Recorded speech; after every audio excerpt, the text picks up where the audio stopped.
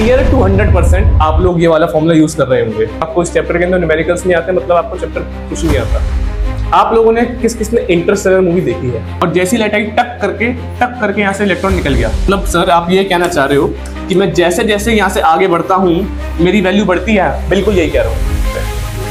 P orbital कौन सा है? 3 BHK। डी ऑर्बिटल कौन सा है? 5 BHK। एफ कौन सा है? 7 BHK। क्लियर है? कोई भी एक ऑब्जेक्ट मूव कर रहा है उसके पास एक वेवलेंथ होगी, उसे हम लोग क्या बोलते हैं? मतलब ये जो आपका पहाड़ बना है, इस पहाड़ को हम लोग क्या बोलते हैं? क्रेस्ट। तो पापा मेरे पीछे क्या लेके भागेंगे? काजू कतली का डब्बा लेके भागेंगे, या फिर जो उन्होंने वुडलैंड की बेल्ट खरीदी हुई है प्योर लेदर की, वो लेके भागेंगे। ठीक। स्ट्रक्चर ऑफ एटम क्या होता है? एटम। सबसे पहले सीखते हैं एटम क्या है। बोलो भाई। Smallest particle. अच्छा क्या ये एटम है? फिर स्मॉलेस्ट पार्टिकल बोला तूने तो ये एटम है। सबसे छोटा तो और ये ले मैं और छोटा कर देता हूँ। करेक्ट, कि मैं उतना छोटा कर ही नहीं पाऊंगा। विच मीन सर एक कोई ऐसी चीज है जिससे आप फर्दर डिवाइड नहीं कर सकते। समझ रहे बात को? कि something which is indivisible further, कि वो फर्दर क्या है भाई? इनडिविजिबल है। ध्यान सुनना तुम लोग भी, ठीक है? तेरे को थोड़ा कम आता है चैप्टर, तेरे को थोड़ा कम आता है, तेरे को भी रिडबर्ग वगैरह सब होगा, ठीक, जिसमें आप लोग कल फंसे थे। क्या बोला है? ऐसी कोई भी चीज अंदर जो क्या है? इनडिविजिबल है, बहुत ही छोटी है, उसे हम लोग क्या बोलते हैं? एटम। अच्छा क्या एटम से भी छोटा कुछ है? ये गेट लगा दो।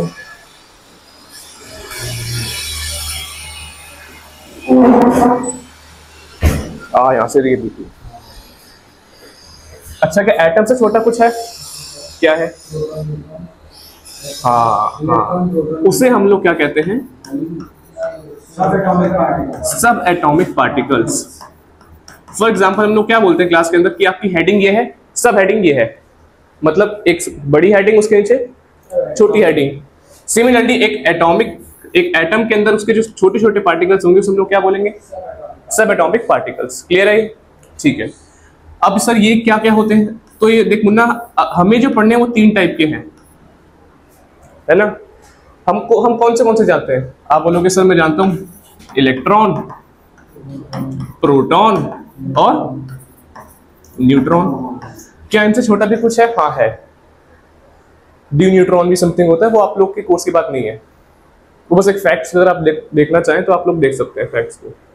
इलेक्ट्रॉन, प्रोटॉन और न्यूट्रॉन, इसमें कोई दिक्कत नहीं है, ठीक है। अच्छा इलेक्ट्रॉन में आपसे कह रहा हूं कि वो अपने ऊपर कौन सा चार्ज कैरी करता है? नेगेटिव। प्रोटॉन, अच्छा E for electron negative, P for positive, तो प्रोटॉन के ऊपर कौन सा चार्ज है? पॉजिटिव। और ये क्या है? न्यूट्रल है। गाड़ी का गियर होता है सर न्यूट्रल, मतलब 0, तो मतलब इसके ऊपर क्या चार्ज है? Net charge 0। समझे बात को? अगर मैं आपसे सिंपल भाषा में कहूं तो ये है भोला बंदा, ये है भोला बंदा।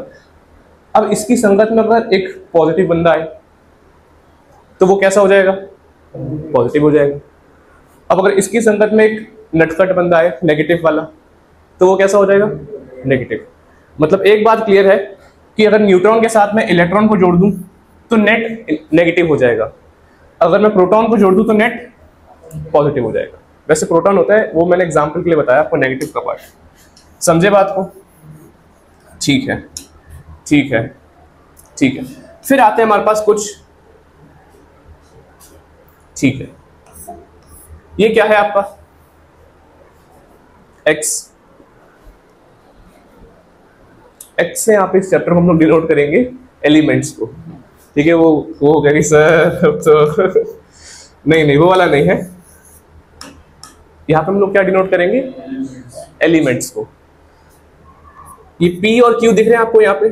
P यहाँ पे क्या होता है? एटॉमिक नंबर, और Q क्या होगा? Atomic mass.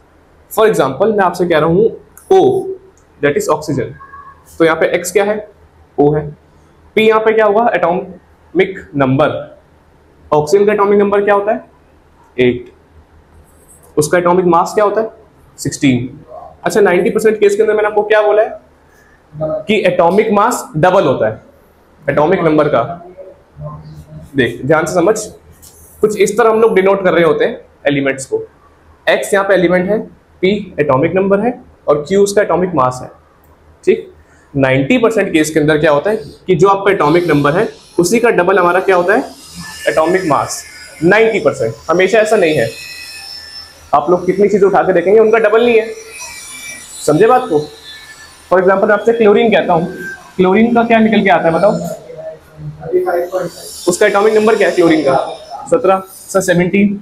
अब आपने अगर यहाँ पे डबल बोला है सो दिस विल बी 34, मगर होता क्या है क्लोरीन का 35.5, समझे बात को।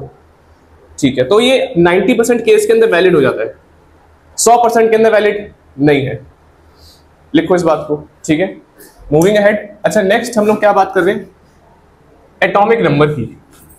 किसकी भाई, कि एटॉमिक नंबर सब होता क्या है। तो ध्यान से सुनना क्या होता है एटॉमिक नंबर। इस चैप्टर के अंदर हम लोग एटॉमिक नंबर को Z से डिनोट कर रहे होंगे। किससे, Z से। मतलब सर अभी जो आपने मुझे यहाँ सिखाया कि ये P है, मतलब मैं इसको यहाँ पे Z कह सकता हूँ, करेक्ट। ये P मैंने आपको एग्जांपल के लिए समझाया था स्टार्टिंग के अंदर, एक्चुअल में हम लोग क्या बोलेंगे Z। ठीक है, अच्छा दूसरी बात ये, इसी का एक ऑपोजिट भाई आता है एटॉमिक मास, जो भी हमने बात करी सर मौसी का लड़का है एटॉमिक मास, इसे हम लोग डिनोट करते हैं A से। विच मीन्स यहाँ पे जो हमने सीखा Q वो एक्चुअल में क्या होता है A, तो आपका जो इन एक्चुअल है वो ये है कि सबस्क्रिप्ट में Z है, सुपरस्क्रिप्ट में A है। ठीक, अब अगर मैं आपसे बात करूं तो एटॉमिक नंबर क्या होता है ये बताओ, किसको पता है। नंबर ऑफ एटम्स या नंबर ऑफ प्रोटॉन्स। मतलब सर आप ये कहना चाह रहे हो कि नंबर ऑफ प्रोटॉन्स। अच्छा अगर न्यूट्रल स्पीशीज की बात करते हैं तो इलेक्ट्रॉन्स भी, अच्छा जिसको नहीं पता इलेक्ट्रॉन्स को हम लोग कुछ इस तरह भी डिनोट कर सकते हैं, ई के ऊपर negative charge, because since they carry negative charge on themself, तो हम लोग ई माइनस भी डिनोट करते हैं। तो कई जगह मैं इलेक्ट्रॉन्स लिखने की वजह ई माइनस लिखूं तो आप लोग समझ जाना क्या लिखा है इसने, इलेक्ट्रॉन। ठीक, number of protons electrons in an atom, बात को समझे। ठीक है, फॉर एग्जाम्पल अगर मैं आपसे कह रहा हूं कि मेरे पास नंबर ऑफ प्रोटॉन जो है वो 1 है, इलेक्ट्रॉन भी 1 है, तो ये किसका केस बन सकता है, हाइड्रोजन का, समझे बात को। अच्छा मुझे हीलियम का बता पाओगे क्या सर, नंबर ऑफ प्रोटॉन कितने होंगे, इलेक्ट्रॉन्स कितने होंगे 2, समझे बात को। ठीक है, अच्छा ये क्या होता है एटॉमिक मास। एटॉमिक मास या मास नंबर जो हम कहते हैं डिनोट करते हैं सर ए से, भी आपने मुझे बताया। ये क्या होता है, सम होता है किस किस का, नहीं यार देख, नंबर ऑफ प्रोटॉन्स, शाबाश, प्लस नंबर ऑफ न्यूट्रॉन्स, समझे बात को। मतलब सर आप ये कहना चाहते हो कि A equals to number of protons, मतलब number of protons plus number of electrons, oh sorry neutrons, समझे बात को। ठीक, अच्छा जिस प्यारे को ये नहीं समझ में आया वो ऐसा समझे कि देख, चलो ऐसे बना लेते हैं। ये आपके पास क्या है, एक सर एटम है, लेट से कोई भी है। ठीक, ये बीच में क्या बैठा है, न्यूक्लियस, जिसको नहीं पता वो जान ले क्या बैठा है, न्यूक्लियस है। ठीक है, अच्छा ये आसपास जो इसके गोल गोल घूम रहे हैं ये क्या होते हैं, बोलो बोलो बोलो, ये क्या होते हैं, इलेक्ट्रॉन्स, है ना। ये आपका चैप्टर का नाम है, that is called structure of atom. ठीक है, और कुछ होता है इसके अंदर, और कुछ होता है, हाँ करेक्ट सर, आपने ये तो बता दिया कि न्यूक्लियस है, ये बता दिया इलेक्ट्रॉन्स है। अब क्या बचे, प्रोटॉन्स और न्यूट्रॉन्स। प्रोटॉन्स और न्यूट्रॉन्स कहाँ होते हैं, न्यूक्लियस के अंदर। तो अल्टीमेटली अगर मैं आपसे पूछता हूँ कि मुन्ना ये बता न्यूक्लियस का चार्ज क्या है, नेगेटिव या पॉजिटिव, तो क्या चार्ज है, पॉजिटिव, क्योंकि उसके अंदर क्या पड़े हैं, पॉजिटिव चार्ज वाले पड़े हैं प्रोटॉन्स। बात समझ में आई। One more thing, protons plus neutrons इन दोनों को मिला के हम लोग बोलते हैं न्यूक्लियॉन्स। न्यूक्लियॉन्स सर, न्यूक्लियॉन्स क्यों? क्योंकि कहां पड़ा है ये? न्यूक्लियस के अंदर पड़ा है, तो इसे हम लोग क्या बोलते हैं मिला के? न्यूक्लियॉन्स। ठीक है। और जब सर ये आपने जो गोल गोल यहाँ पे चरखे बनाए हैं, ये चरखे नहीं है, इसे हम लोग क्या बोलेंगे यहाँ पे? शेल्स या फिर ऑर्बिट। अरे अर्थ किस पे घूमती है? अपने ऑर्बिट पे घूमती है। समझे बात को? ठीक। फर्क ये है 9th में और आपके 11th के अंदर, आप लोग इसे अब तक क्या बोलते आए हैं सर? के, एल, एम, एन। आप लोग आगे जाते हैं फिर यहाँ पे मैंने क्या बोलूंगा? n equals to 1, n equals to 2, n equals to 3 and so on. ये वही है आपके KLM वाले, मगर यहाँ पे क्या कह रहे हैं उन्हें? n की वैल्यू 1, n की वैल्यू 2, n की वैल्यू 3 एंड सो ऑन। समझे बात को? ठीक है। अच्छा, अब अगर मैं आपसे पूछता हूँ कि मुझे ये बता पाओगे क्या कि डिस्कवरी किसने की? इलेक्ट्रॉन्स की, प्रोटॉन्स की, न्यूट्रॉन्स की? एक ट्रिक है इसे याद करने की।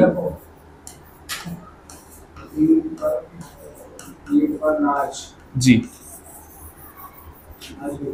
सर, ईट पर नचा दे उसे, तू नचनिया बना दे, कुसु कुसु करवा दे उसे वहां पे बैठे बैठे तू। ईट पर नाच। अब जरा समझना, ई फॉर इलेक्ट्रॉन और टी फॉर थॉमसन। अच्छा, थॉमसन का नाम हम लोग पढ़ते हैं जे थॉमसन, तो आपकी मर्जी है जे लिखना या ना लिखना। थॉमसन लिखोगे तो टीचर समझ जाएगा, खाली जे लिखोगे तो नहीं समझ पाएगा। ठीक है, तो या तो पूरा जे थॉमसन लिखो या थॉमसन लिखो। ठीक है, सरनेम से इसकी जान पहचान है। अब पर की बात आई तो पी फॉर हम लोग कह सकते हैं प्रोटॉन, और आर फॉर बस बातें नहीं, रदरफोर्ड। ठीक है।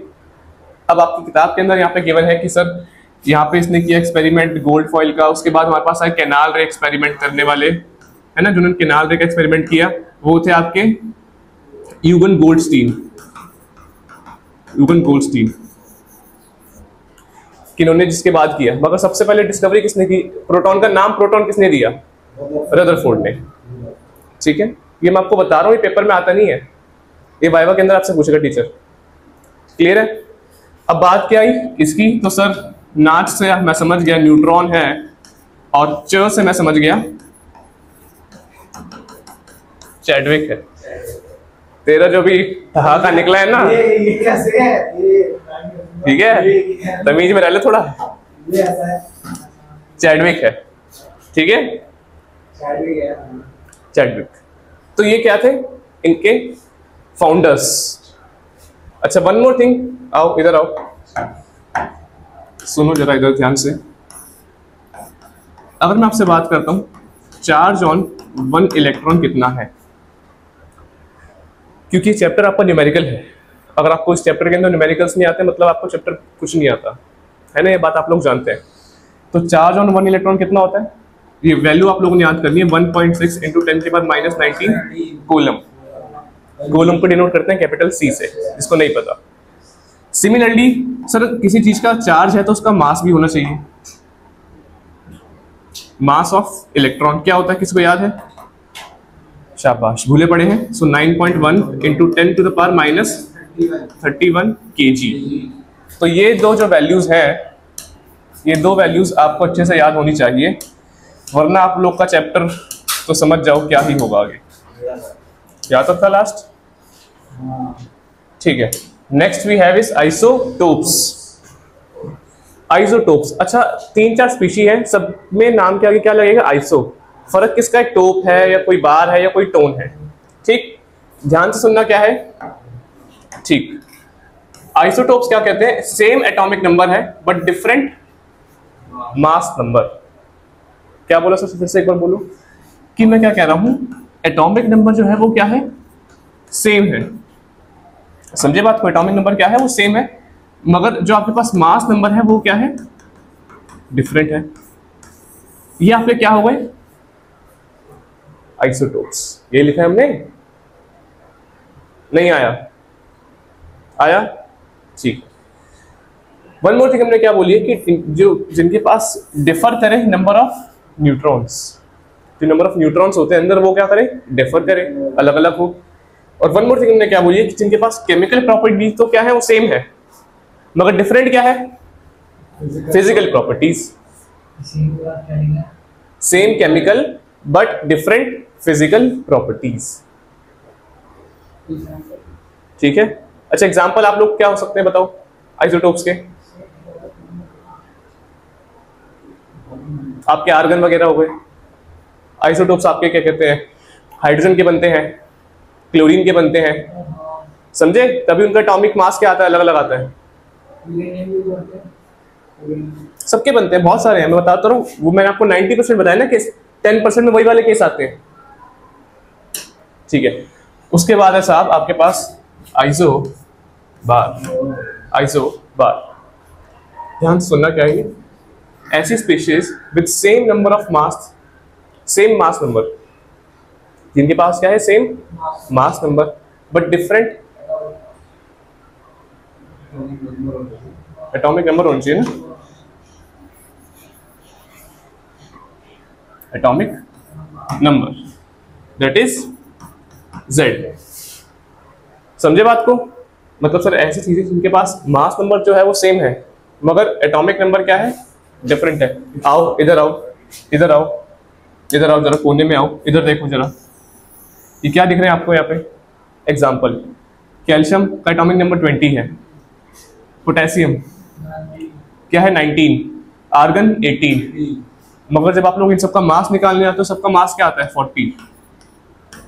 बात समझ में आई? सबका मास क्या आता है 40। इसका तो सर हम लोग समझ गए कि 20 का डबल कर दिया 40, मगर इसका हम लोग डबल करेंगे तो मुझे कुछ और मिलेगा, इसका डबल करेंगे कुछ और मिलेगा, मगर जब हमने पता लगाया तो क्या हुआ, सेम आया। तो इससे इसलिए हमने इनको कहा, कौन सी कैटेगरी में आगे पटका, आइसो बार्स की। क्लियर है? ठीक है, इसके बाद हमारे पास है आइसोटोन्स। आइसोटोन्स ये क्या बोलते हैं कि मुन्ना मैं वो वाली स्पीशीज हूं जिनके पास सेम नंबर ऑफ क्या है, न्यूट्रॉन्स है। न्यूट्रॉन्स पे चार्ज क्या था, 0, न्यूट्रल है सर। उसके बाद हमारे पास आते हैं आइसोबार्स, आइसोटोप्स और आइसोटोन्स। ये मैंने समराइज कर दिया कि इसमें किसका फर्क था, एटॉमिक मास नंबर का, इसमें किसका फर्क था, एटॉमिक नंबर का, और सर इसमें किसका फर्क था, आइसोटोन्स में न्यूट्रॉन के नंबर का।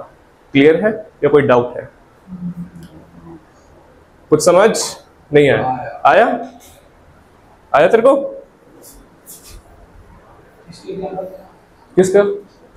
आइसोटोन्स के आप लोग ले लो, क्या बोला हमने, सेम नंबर ऑफ न्यूट्रॉन्स। इसमें भी आपका एक वो आता है, क्रिप्टॉन आता है, कॉमन एग्जांपल। नोबल गैस ही दिखाती है हमारी सी हरकतें। क्रिप्टॉन नोबल गैस है, Kr। ठीक है, अच्छा आओ, अब है हमारे पास आइसो इलेक्ट्रॉनिक स्पीशीज।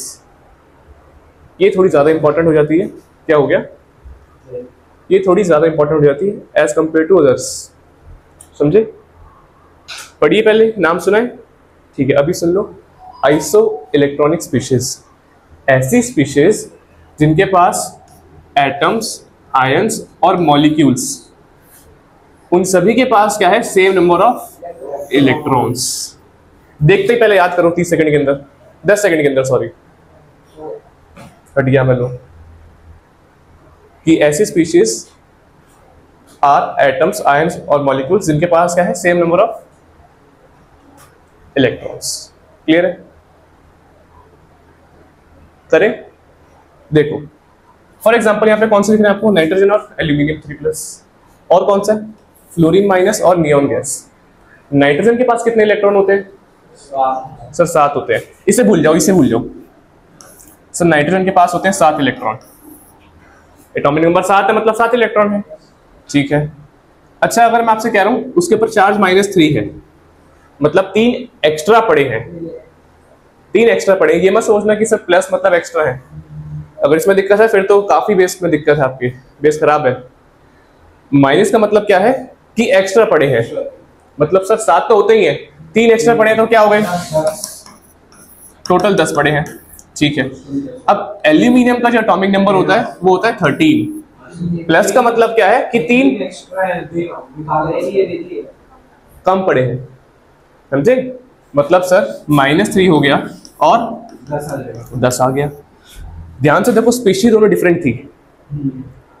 अरे स्पेशीज दोनों डिफरेंट थी, मगर जो वो निकल के आए इनके नंबर ऑफ इलेक्ट्रॉन्स वो क्या आए? सेम आए। सेम आए फ्लोरीन के लिए। फ्लोरीन में कितने होते हैं? 9। सर माइनस का चार्ज है, मतलब -1 का चार्ज है। एक्स्ट्रा कितने पड़े मुस्कान? 1। मतलब सर टोटल क्या हो गया? 10।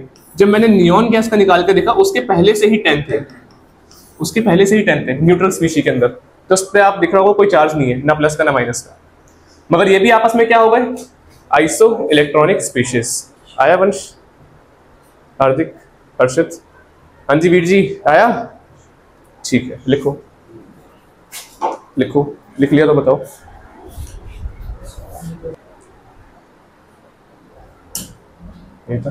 ठीक है भाई, next we have is developments leading to Bohr theory. अच्छा, बोर थ्योरी के हम लोग आसपास आते जा रहे हैं अभी। अगर आप लोग चैप्टर खोल के देखेंगे अपने एनसीईआरटी के अंदर, तो वहां पे कई सारे आपको पहले थ्योरीज दिखेंगी।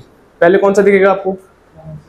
थॉमसन दिखेगा, चैडविक दिखेगा, रदरफोर्ड दिखेगा, ई गोल्डस्टीन दिखेगा, यूवन गोल्डस्टीन जो मैंने नाम बताया। कई सारी चीजें आपको दिखेंगी। डेल्टॉन्स दिखेगा, उसके पोस्टुलेट्स मिलेंगे और उससे क्या मिलेंगे? ड्रॉबैक्स मिलेंगे। मगर यहाँ पे ऐसा हम लोग कवर नहीं कर रहे। क्यों? क्यों सर? वन शॉट है इसलिए हमें कम पढ़ा रहे हो जो नहीं बैठे हैं? क्योंकि चैप्टर से वो डिलीटेड पार्ट है, समझे बात को? जब वो डिलीटेड पार्ट है तो करने का कोई फायदा नहीं है, अनटिल अनलेस आप लोग कोई कॉम्पिटिटिव एग्जाम की तैयारी कर रहे हो। ठीक है, वहां पे भी कम ही आता है वो। तो पहली बात तो ये कि सर यहाँ पे हमें कौन सा मॉडल पढ़ना है? बोर का मॉडल पढ़ना है। बात समझ में आई? अब बोर के मॉडल के आसपास जब हम लोग आते रहे, उससे पहले ये हुआ, फिर एक साइंटिस्ट आया, फिर 50s में ये हुआ, 60s में ये हुआ, उसके बाद बोर आया। तो उससे पहले आपको ये सीखना चाहिए कि जो डेवलपमेंट्स हुई जिससे हमको बोर की थ्योरी मिली आगे चल के, तो 2 डेवलपमेंट हुई मेनली। देयर वर 2 की डेवलपमेंट्स, याद रखेंगे। पहली कौन सी थी? Dual nature of EM radiation, dual nature of electromagnetic radiation. और एक क्या था आपका? Atomic spectra. स्पेक्ट्रा का मतलब कुछ नहीं है, हम लोग कहते हैं डिस्क्रीट लाइंस। समथिंग समथिंग हो सकता है अपनी अपनी बुक्स के अंदर कभी भूले बिसरे खोली हो, तो वहां पे आपको कुछ इस तरह दिखती है लाइंस, ऐसे करके। This is called spectra. समझे बात को? ठीक है। अच्छा, इलेक्ट्रोमैग्नेटिक रेडिएशन का हमने क्या बोला, कितना नेचर है? 2 नेचर है। 2 नेचर का मतलब क्या होता है, बताओ कोई?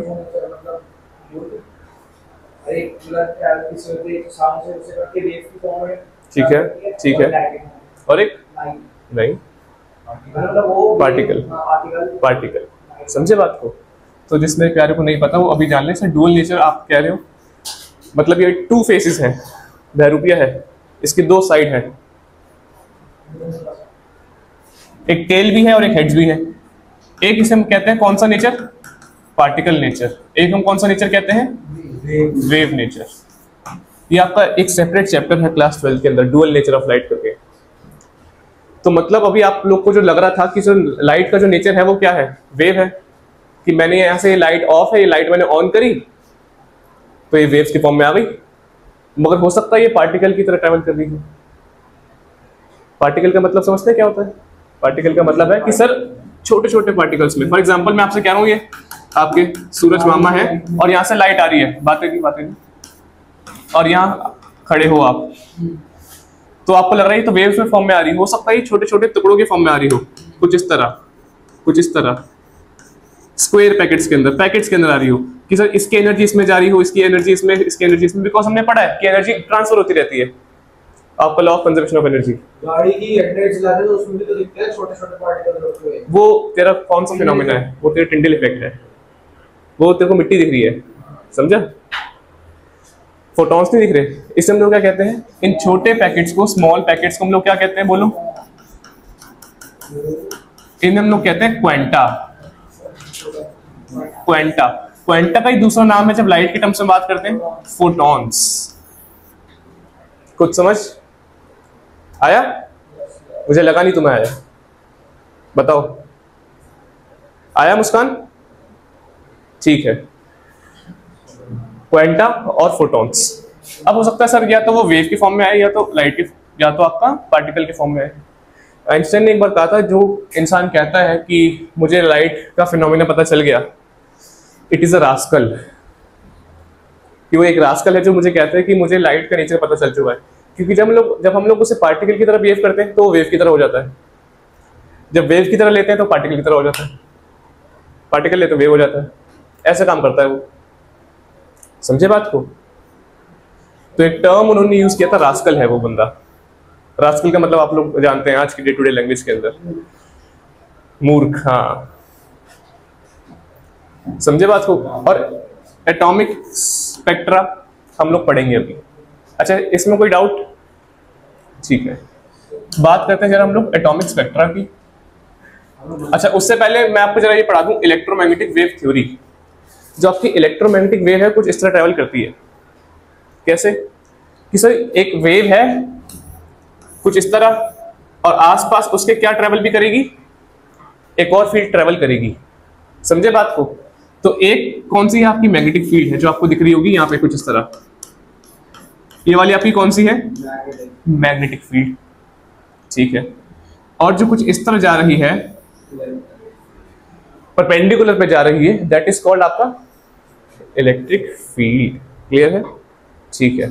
दूसरी बात ये राजे कि ये जो है आपका वो क्या है, दिस इज आपका direction of propagation, direction of propagation की किस डायरेक्शन में वो जा रही है।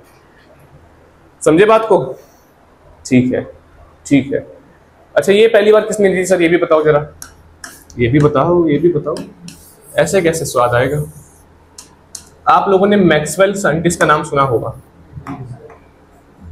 सुना है? तो ये उसी ने दिया था, उसी ने आपको यहाँ पे बताया था कि आपने एक स्पीड ऑफ लाइट यूज करनी है, एक ओरिएंटेशन के अंदर एक बाप्ती है, वो सब पे हम लोग नहीं आएंगे। खैर, वो पेपर में टीचर नहीं पूछेगा, पूछेगा आपसे स्पीड ऑफ लाइट के न्यूमेरिकल्स। तो स्पीड ऑफ लाइट क्या होती है, जिसको नहीं पता वो याद कर ले, मीटर पर second. This is same in vacuum और इन मीडियम। उसको मीडियम की जरूरत है भी या नहीं भी, स्पीड उसकी यही रहेगी। समझे बात को? क्लियर है? थोड़ा जल्दी तो नहीं लग रहा? जल्दी लगे तो बता दो, थोड़ा स्लो कर देंगे। पक्का?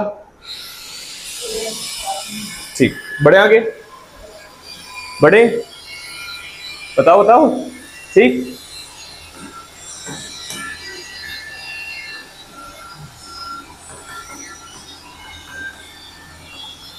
एक तो एक कंस्ट्रक्शन का काम है इनका।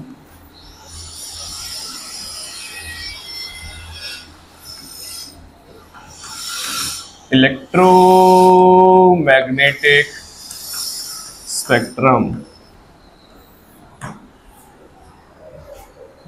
एटॉमिक स्पेक्ट्रम या फिर कौन सा स्पेक्ट्रम? Electromagnetic spectrum. तो देखो एक बात आप लोग जरा समझो, ठीक है जी, ध्यान से समझना। जब आप अपनी एनसीईआरटी खोलेंगे तो आपको वहाँ पे एक पेज मिलता है कुछ इस तरह कि सर वहाँ पे एक ऐसा बड़ा सा स्केल बना हुआ है और यहाँ पे सारी वैल्यूज लिखी है 10⁻⁻⁷ -24 से ऐसे कर करके, और वो वैल्यूज पूरी आगे तक जा रही है। समझे बात को? और बीच में कुछ ऐसा बन रखा है डब्बा सा, और यहाँ पे एक आपको कलर्ड चीज दिखेगी, यही जो आपने खोला हुआ है। समझे बात को? कि सर यहाँ पे एक स्केल बना हुआ है और यहाँ पे एक कलर्ड सी चीज दिखती है।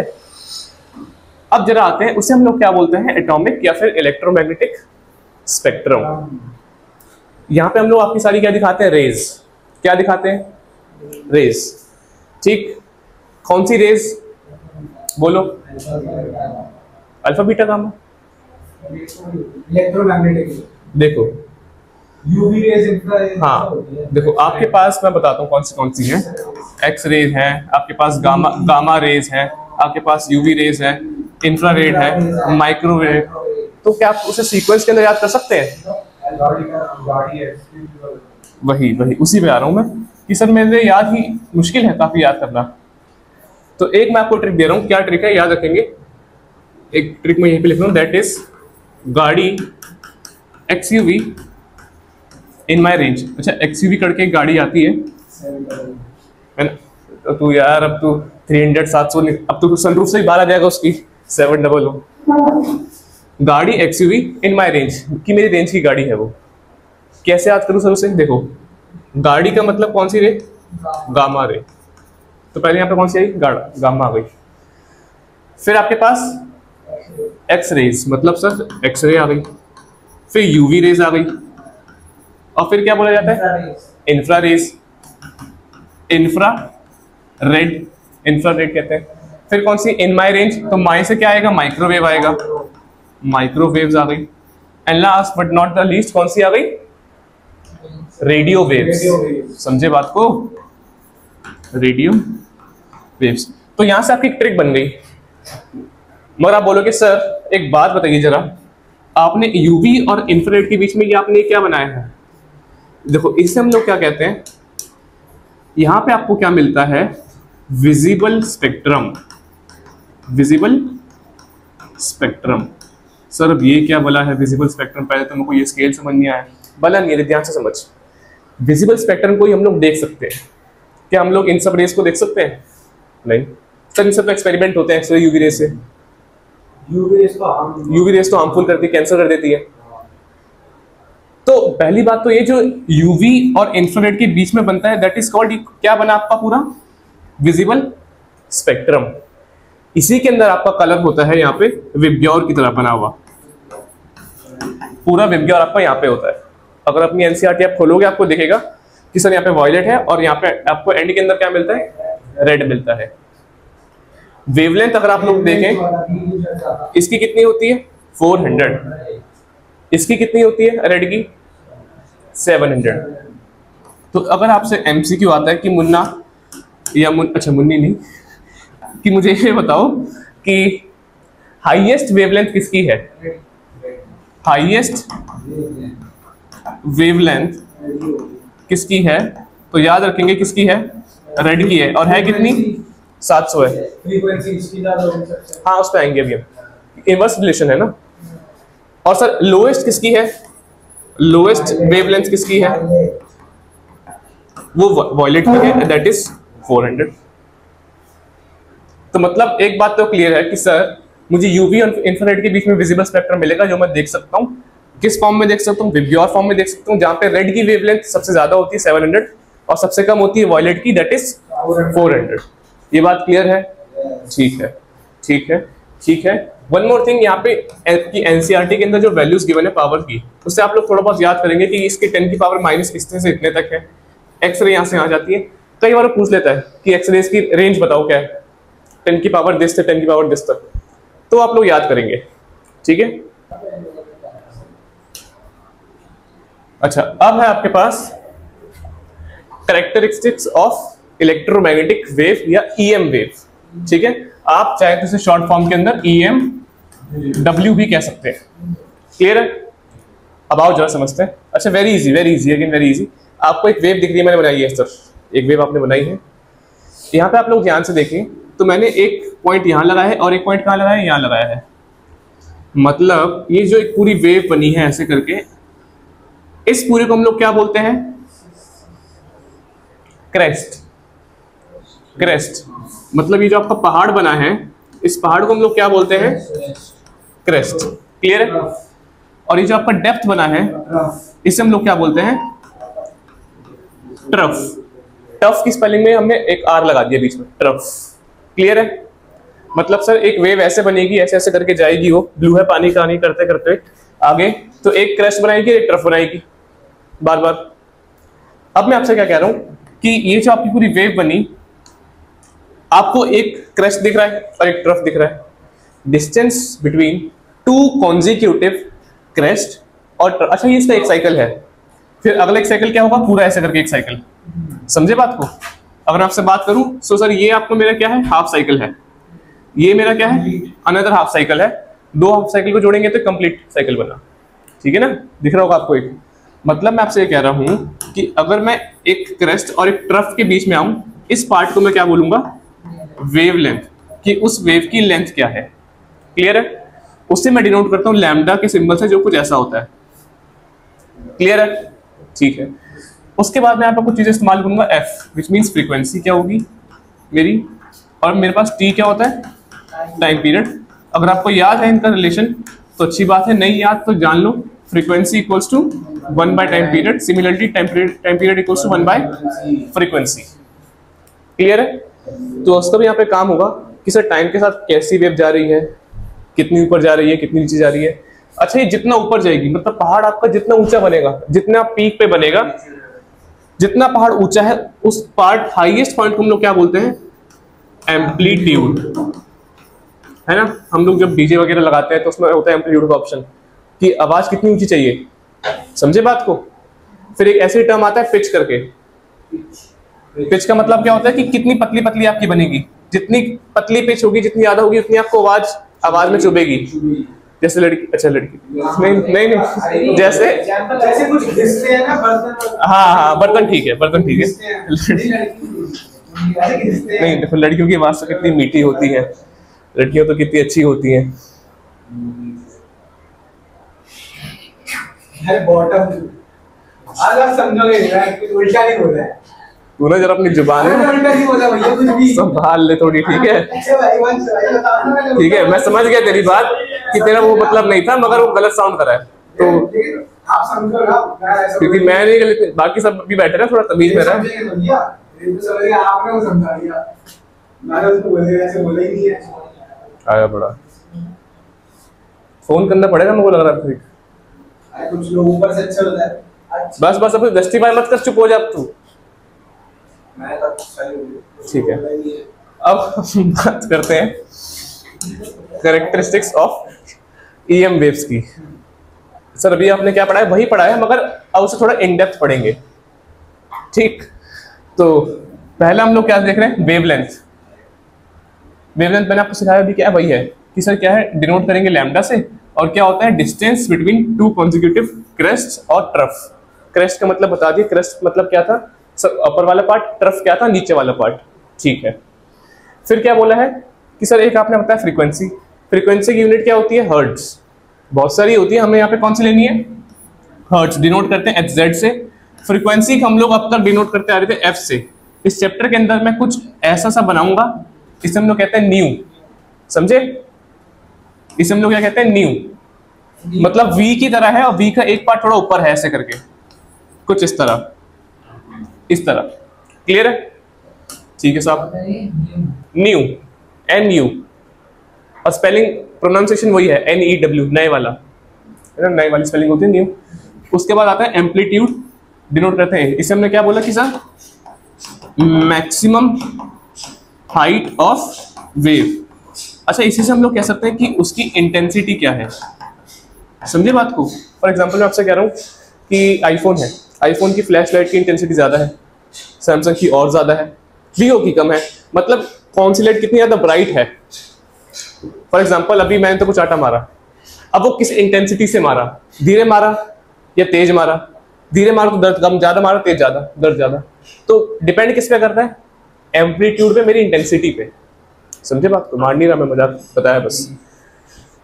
ऐसे सब आता है एक आपका wave number. Wave number denote किससे करेंगे, सर फ्रीक्वेंसी का की तरह है न्यू, मगर उसमें मैंने क्या लगा दिया, एक हाइफन लगा दिया, बार बोलते हैं उसे यहाँ पे, तो न्यू बार से डिनोट करते हैं। वेव नंबर क्या होता है, रेसिप्रोकल ऑफ वेवलेंथ, मतलब सर 1 बाय लैम्डा, क्योंकि वेवलेंथ लैम्डा था तो 1 बाय लैम्डा हो गया ये। क्लियर है? इसकी यूनिट क्या होती है, सेंटीमीटर इनवर्स। इनवर्स मतलब पावर -1। नहीं आया? अरे बोलो भाई, आया नहीं आया? आया? ठीक, अगला क्या है आपके पास, वेलोसिटी। वेलोसिटी वही है, डिनोट कर रहे हैं V से, फिजिक्स की तरह। और वेलोसिटी मतलब सर स्पीड भी हो सकती है, स्पीड ऑफ लाइट को भी हम लोग C से डिनोट करते हैं। वैल्यू आपको पता ही है क्या होती है, 3 × 10⁸ मीटर पर सेकेंड। एक प्राणी कल 3 × 10⁻16 लिख के बैठा था, ये ठीक है।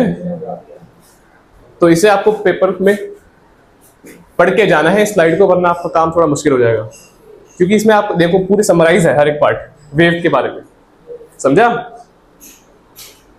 नींद आ रही है लग रहा है मेरे को, देख तो लिया मैंने तेरे को 1-2 बार वो करते हुए।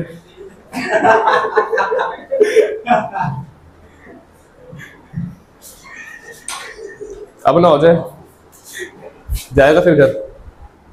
यहां पे आपका ये न्यू क्या है, फ्रीक्वेंसी है। मतलब relationship between wavelength and frequency, velocity बोलने वाला था मैं फिर से, वेवलेंथ एंड फ्रीक्वेंसी। समझे बात को? इसका मतलब सर ये है, अच्छा पहले तो इसे न्यू की तरह बनाओ वरना आधे प्यारे तो कंफ्यूज हो जाएंगे ये क्या है। ठीक, अब मैं अगर आपसे कह रहा हूं अगर मैं फ्रीक्वेंसी बढ़ा रहा हूं तो वेवलेंथ कम हो रही है, अगर वेवलेंथ बढ़ा रहा हूं तो फ्रीक्वेंसी कम हो रही है। मतलब आपस में क्या है, इनवर्स रिलेशन है। मतलब सर अगर आप वेवलेंथ बढ़ाते हैं तो फ्रीक्वेंसी कम हो रही है, अगर आप वेवलेंथ को घटाते हैं तो फ्रीक्वेंसी आपकी बढ़ रही है। इसे आप लोग स्टेट कैसे कर सकते हैं, as wavelength increases frequency decreases and vice versa. बात समझ आई? नहीं आई? ठीक है, तो ये रिलेशनशिप आपको आना चाहिए लैम्डा न्यू का। ठीक है, यहाँ पे सी क्या है, सी क्या है बोलो? C is the speed of light. उसकी वैल्यू क्या होती है, 3 × 10⁸ मीटर पर सेकेंड।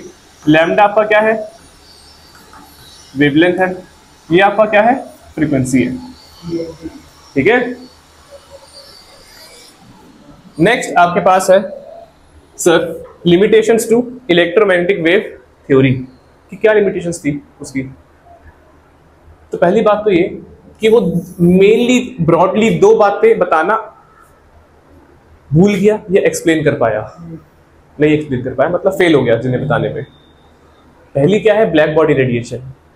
दूसरी क्या है, फोटो इलेक्ट्रिक इफेक्ट। हो सकता है इसके बारे में आपने सुना हो, नीचे वाले के बारे में, ऊपर वाले के बारे में थोड़ा कम सुना हो, ये सुना ही ना हो। ब्लैक बॉडी रेडिएशन और फोटो इलेक्ट्रिक इफेक्ट, ये क्या थे मेन उसके ड्रॉबैक्स थे, किसके, ईएम वेव थ्योरी के, इलेक्ट्रोमैग्नेटिक वेव थ्योरी के। आओ जरा समझते हैं कि सर ये होते क्या क्या है। तो अब है हमारे पास ब्लैक बॉडी रेडिएशन। देखो आप लोगों ने किस ने इंटरस्टेलर मूवी देखी है? तुम लोगों ने देखी है। वहां पे आपको एक ब्लैक होल के बारे में बताया गया था, गारगेंटुआ करके जो था, है ना, कि वो सब अपने अंदर एब्जॉर्ब कर रहा था। मूवी आई थी 2013 या 14 में। ब्लैक होल की डिस्कवरी कब हुई? 1920 में। और हमने जो पहला ब्लैक होल देखा सोलर सिस्टम में कब देखा? 19 के अंदर शायद से, जितना मुझे याद है 19 या 20 में। जो आपकी क्रिस्टोफर नोलन की मूवी है वो आई थी 13 या 14 में। जब हमने देखा तो एग्जैक्ट रेप्लिकेशन था, एग्जैक्ट तो नहीं कह सकते, मतलब ऑलमोस्ट सेम था, 95% बिल्कुल सिमिलर था जो हमारा सोलर सिस्टम के अंदर पाया गया पहला। सिमिलर टू आपको ब्लैक बॉडी रेडिएशन है। अगर मैं बात करूं ब्लैक होल के बारे में, आपको क्या बताया गया है कि सर एक ऐसा होल है, ब्लैक होल है जो सब कुछ खा जाता है। जिसने नई मूवी देखी वो ऐसा जानो कि एक ब्लैक होल है कब बनता है कि जब बहुत सारे स्टार्स आपस में फटते हैं, कंबाइन हो जाते हैं, है ना। फिर अगेन आपका सिंगुलैरिटी का कॉन्सेप्ट है वहाँ पे, एस्ट्रोनॉमी का, वो सब मैं पढ़ता रहता हूँ। अभी आपको बताऊंगा तो हमारे यहाँ से निकल जाएगा वो कॉन्सेप्ट, स्ट्रक्चर ऑफ एटम का। मेन क्या है कि सर वो एक ऐसा ऑब्जेक्ट है जो सब कुछ खा रहा है, हर एक मास को खा सकता है और कुछ निकाल नहीं रहा। अगर आपको भी भूख लगती है, आप कितनी रोटी खा लोगे? ये कहता है मैं 5 खा लूंगा, 6 खा लूंगा। बहुत ज्यादा भूखा है 10 साल से तो 100-200 खा लेगा, उससे ऊपर तो नहीं खा पाएगा। अब अगर मैं बात करूं एक ऐसी बॉडी जो सब कुछ खींचे जा रही है, खाई जा रही है और निकाल कुछ नहीं रही, तो उसे हम लोग क्या नाम देते हैं? एक ब्लैक बॉडी। वहीं से जन्म किसका हुआ? एक ब्लैक होल का हुआ। तो ब्लैक बॉडी रेडिएशन भी आपका वहीं का टॉपिक है। बात समझ में आई? अगर मैं इस स्लाइड का कलर चेंज करूं, फॉर एग्जांपल बैकग्राउंड कुछ ये रखते हैं, 1 सेकंड के लिए सिर्फ और सिर्फ आपकी आंखों पे जोर आ रहा होगा, 1 सेकंड दीजिएगा मेरे को, 1 सेकंड बस, ये जरा आपको कंसेप्ट समझाना है मैंने। हाँ, ब्लैक बॉडी रेडिएशन कुछ इस तरह का होता है, समझे बात को? वो ब्लैक लाइट इसलिए आपको ब्लैक दिखता नहीं। कहने का मतलब क्या है सर? कहने का मतलब ये है कि एक ऐसा, इसे मैं रेड कर देता हूं, एक ऐसा रेडिएशन है जिसके अंदर सब कुछ क्या हो रहा है? एब्जॉर्ब हो रहा है। पहली बात तो ये बात आपको आनी चाहिए। ये सारी रेडिएशन को अपने अंदर क्या कर रहा है? एब्जॉर्ब कर रहा है। मतलब सर एक ऐसी चीज आपने मेरे को बताई है जो सिर्फ और सिर्फ सबको निकल रहा है, सिर्फ और सिर्फ सबको निकल रहा है। और हमने क्या बोला है, मगर एक ही चीज ये कर रहा है कि एक ही डायरेक्शन में मल्टीपल वेवलेंथ्स निकाल रहा है और वो परफेक्ट साइज की निकाल रहा है। मतलब आइडियल केस है, समझे बात को? आइडियल केस का मतलब सर परफेक्ट केस है। जो एक साइड में वेवलेंथ्स रिलीज कर रहा है थोड़ी थोड़ी, वो परफेक्ट निकाल रहा है। ऐसा नहीं कि किसी का पार्ट ज्यादा है, किसी का पार्ट छोटा है, समझे बात को? पार्ट से मेरा मतलब एम्पलीट्यूड, परफेक्ट निकाल रहा है। तो पहली बात तो कोई चीज परफेक्ट हो नहीं सकती। तो अगेन ये आपका जो कॉन्सेप्ट है सारा, वो किसका है? थ्योरेटिकल है। इसका प्रैक्टिकल से कुछ लेना देना नहीं है। तो इसलिए अगर आप, चलो मैं आपको वापस उधर लेके चलता हूँ इस विंडो पे। क्या बोला है हमने कि पहली बात तो सर ये एक थ्योरेटिकल आइडियल ऑब्जेक्ट है। ये क्या हो गया सर? वाह, ये वो हो गया। हो सकता है दिख रहा है वीडियो में, दिख रहा है? ठीक, कोई नहीं। ब्लैक बॉडी रेडिएशन क्या बताया आपको कि पहली बात तो सर एक थ्योरेटिकल आइडियल ऑब्जेक्ट है। अच्छा, वो उसका कुछ एआई होगा जिसने डिटेक्ट कर लिया होगा अपने आप ऑटोमेटिकली ना, कि जैसी व्हाइट हो तो व्हाइट टेक्स्ट को ब्लैक कर दिया होगा। क्या बोला है सर कि एक थ्योरेटिकल आइडियल ऑब्जेक्ट है, पहली बात तो ये।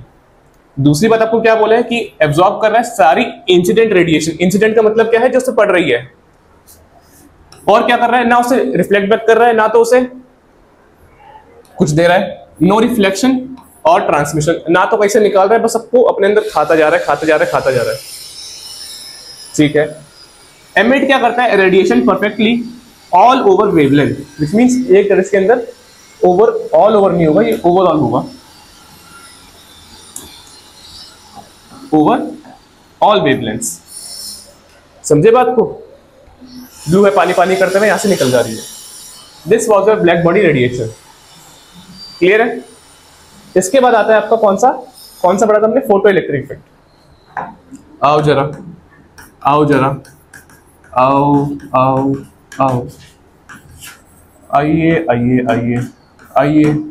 आइए बस। फोटो इलेक्ट्रिक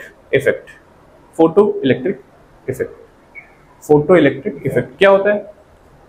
जब एक मेटल की शीट में बहुत सारे इलेक्ट्रॉन आते हैं, वो रिफ्लेक्ट करते हैं जब लाइट पड़ती है। हाँ, इसने मेन कंसेप्ट बताया कि सर मेटल की शीट पे लाइट आती है, वो एमिट करते हैं। अब आओ जरा, क्या एक्चुअल में ये भी होता है? देखो, सपोज करो, लिखना छोड़ दो, समझ लो कंसेप्ट लिख दो। मैं आपको ये यहाँ से एक्सपोर्ट करके नोट भी दे दूंगा। कंसेप्ट समझना क्या है। ये एक मेटल की क्या है? प्लेट है। क्या हो गया? ये एक मेटल की क्या है? प्लेट है। मेटल की प्लेट है, मेटल की, याद रखना, प्लास्टिक की नहीं, मेटल की प्लेट है। जहां से मेटल्स क्या होते हैं सर? मेटल वो होते हैं जो इलेक्ट्रॉन देते हैं, केमिस्ट्री के पार्ट है। Metals are those which can give electrons. तो पहली बात तो एक मेटल की प्लेट लेनी है जो आपको इलेक्ट्रॉन दे दे। क्लियर है? अब मैं आपसे क्या कह रहा हूँ, सपोज यहाँ पे अगर तेरे पास कोई मोनोक्रोमेटिक लाइट है या कुछ भी छोड़, मैं कह रहा हूँ सूरज की लाइट है। सर सूरज की लाइट मेरे पास यहाँ पे पड़ेगी इसके ऊपर। अब यहाँ पे एक प्रोसेस क्या होना चाहिए, देखो जरा, लाइट आई सर, इंसिडेंट लाइट आई, यहाँ पे मेटल है तो सर इलेक्ट्रॉन पड़ा होगा, और जैसी लाइट आई टक करके यहाँ से इलेक्ट्रॉन निकल गया। इस प्रोसेस को हम लोग क्या कहते हैं? एमिट हो गया। क्या हो गया? एमिट का मतलब सर निकल गया। प्रोसेस का नाम है एमिशन। मतलब सर जैसी लाइट आई और टक करके आपका एकदम से क्या निकल गया? इलेक्ट्रॉन निकल गया। ये आपका मोटा मोटा मैंने क्या बताया, क्या है? पूरा फोटो इलेक्ट्रिक इफेक्ट। अब यहाँ पे कुछ टर्म्स मैं यूज करूंगा, ध्यान से सुनना। चलो, पहला टर्म है यहाँ पे आपका थ्रेशोल्ड फ्रीक्वेंसी, और एक है आपके पास term that is called work function. Threshold frequency and आपका वर्क फंक्शन। एक बात आप लोग समझो, चल हाँ, फॉर एग्जाम्पल एक बात बता मुझे अंगद, तेरे को 5 रोटी की भूख है, और तेरा प्लान ऐसा है कुछ कि मैं खाना खाऊंगा भर के, 5 रोटी खाऊंगा, 5 की भूख है, 5 से ना कम 5 से ना ज्यादा, 5 रोटी खाऊंगा, उसके बाद मैं खेलने जाऊंगा, कि मैं 5 रोटी खाऊंगा उसके बाद मैं खेलने जाऊंगा। मम्मी ने तेरे को दी 4 रोटी, अब क्या करेगा तू? 4 रोटी खा लेगा, ठीक है। अब तू खेलने जाएगा? नहीं, क्योंकि तेरा प्रोसेस क्या था, वो बात अलग है, तू थोड़ा ढीठ आदमी तो फिर भी जाएगा, मगर मैं प्रोसेस बता रहा हूँ कि जब तक तेरी 5 रोटी की भूख ना हो तो खेलने नहीं जाएगा, ये तूने सोच रखा है। अब तूने 4 रोटी खा ली तो क्या अब तू खेलने जाएगा? नहीं। मगर 4 रोटी खा के तू घर में इतना है कि सर मैं इधर उधर घूम सकता हूं, समझे बात को? मेरे में इतनी एनर्जी आ गई है कि मैं गेट तक जाऊं, मगर भूख मेरे को 5 की थी, मैं वापस आ जाऊंगा घर के अंदर इधर घूम घाम के, समझे बात को? अगर मैं तेरे को 5 खिला दूं फिर क्या करेगा? फिर बाहर चल जाऊंगा सर खा के, फिर तो मैं रूम रूम बुलेट निकालूंगा अपनी, है ना? बुलेट के साथ लगा रखी है, पाजी ने फोटो बीच में लगाई थी एक बार यूं करके, हैं? तो कहने का मतलब क्या है, सुन लो जरा ध्यान से बातें नहीं, कि सर जो मैंने आपको बोला 4-5 रोटी, वो ये है थ्रेशोल्ड फ्रीक्वेंसी, कि sir minimum amount of energy, minimum amount of energy, थोड़ा यहां करो,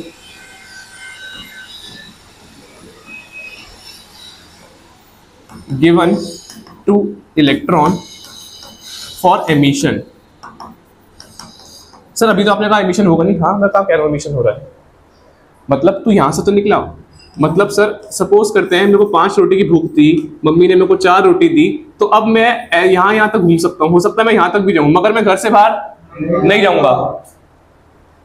सपोज करते हैं मम्मी बड़ी दयावान थी, मम्मी ने कहा ले पुत्र 5 क्या तू 6 ले, तूने कहा नहीं 5 ही दे दो, 5 से मेरा हो जाएगा, मम्मी ने कहा ठीक है चल 5 ले।